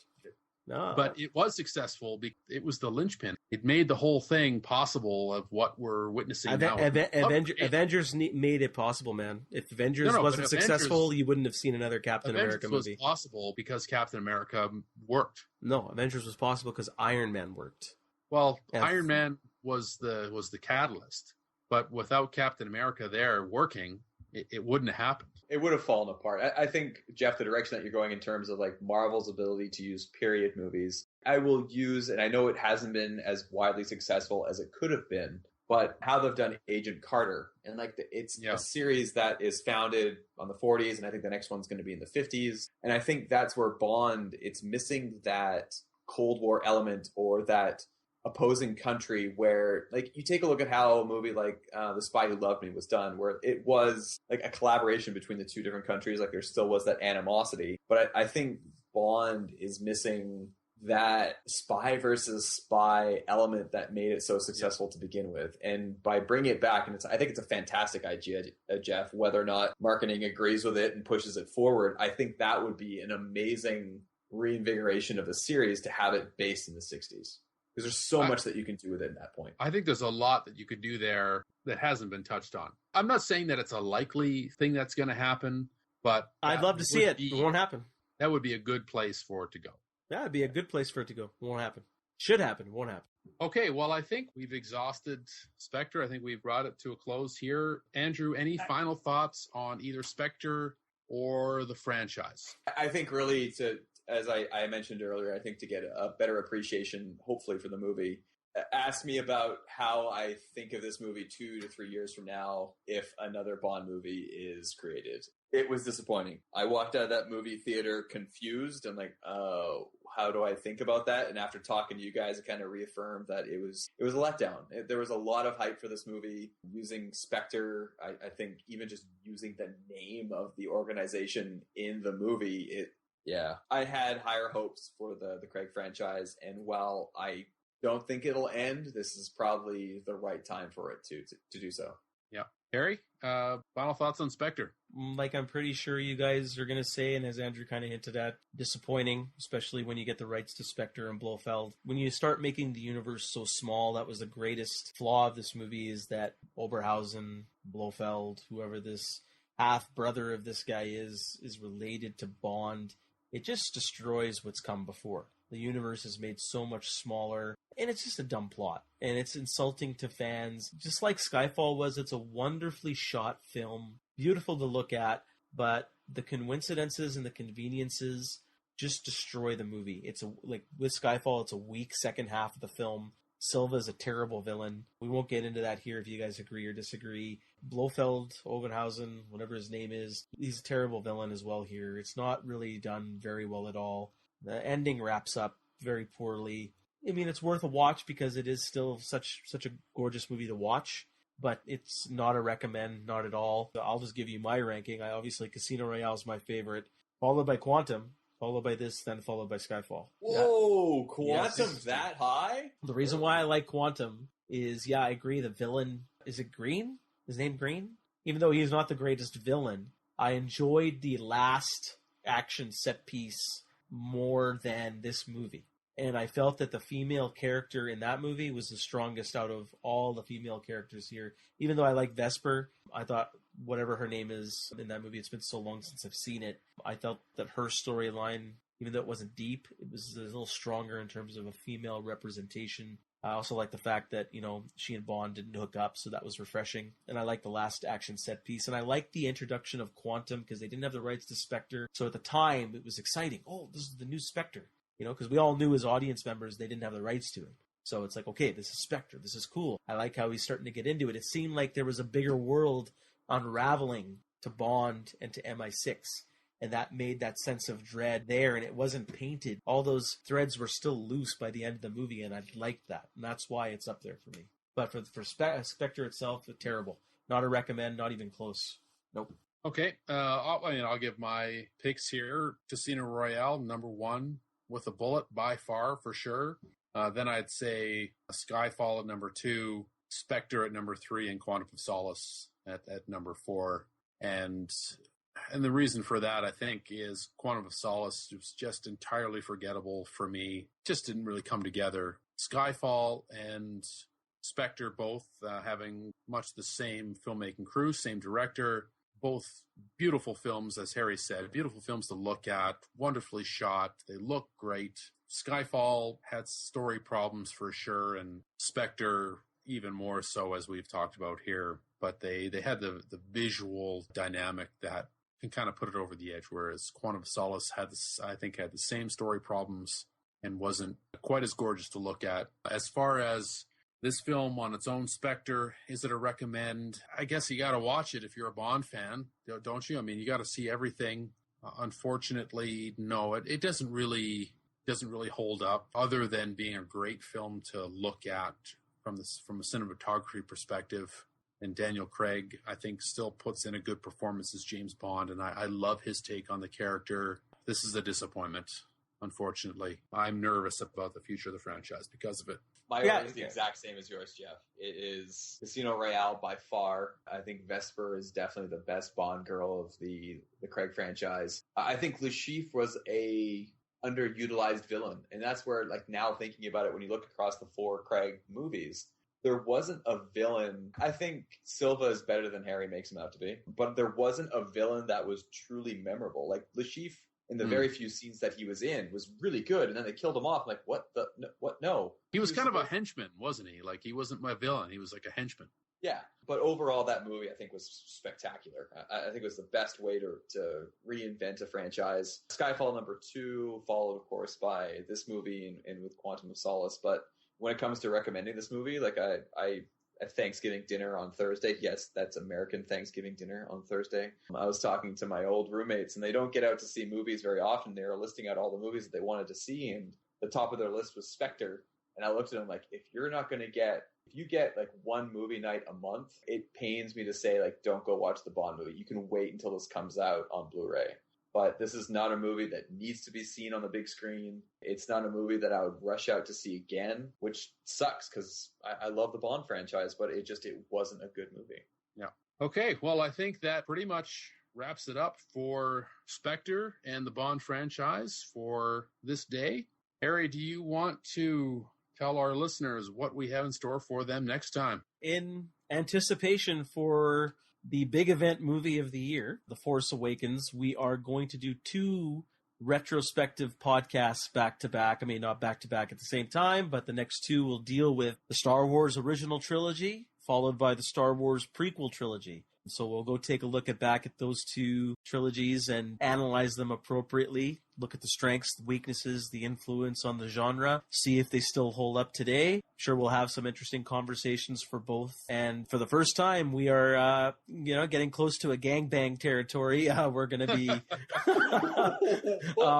we're going to be expanding from 2 guests, so 3 people in the same room, to 4. So Andrew, I'm hoping you'll be joining us for the next 2.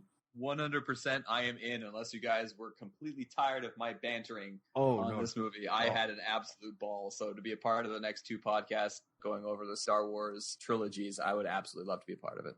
Yes. We'll also bring back Nathan, who was a previous guest of ours for the Superman retrospective. So this will be a first for us, and I'm looking forward to it. It is going to be a sci-fi fantasy gangbang for sure. The 4 of us going to town. It's going to be an extra long episode, I assume. So ladies and gentlemen, block it in your calendars. Set yourselves. Set your phasers to fun. Oh my God. And turn it into a drinking game every time Harry mentions Jar Jar or does a Jar Jar impression on the podcast. Because, oh my God, you are about to get wasted. You are going to get many. We're going to do a contest on the next episode for the number of times that I can say the word unsettled. And that will be the big drinking game. But it's going to be fun. And Andrew, thanks for being on the show, man. It was a lot of fun. We really appreciate the time. So we'll catch you in the next couple episodes. Harry, thanks again. You're welcome. We'll see you on the flippity flip. Sounds good. You guys have a good night. Thanks a lot for having me, guys. No problems. It's a pleasure having you. Have a good night, guys. Cheers. Bye. Bye.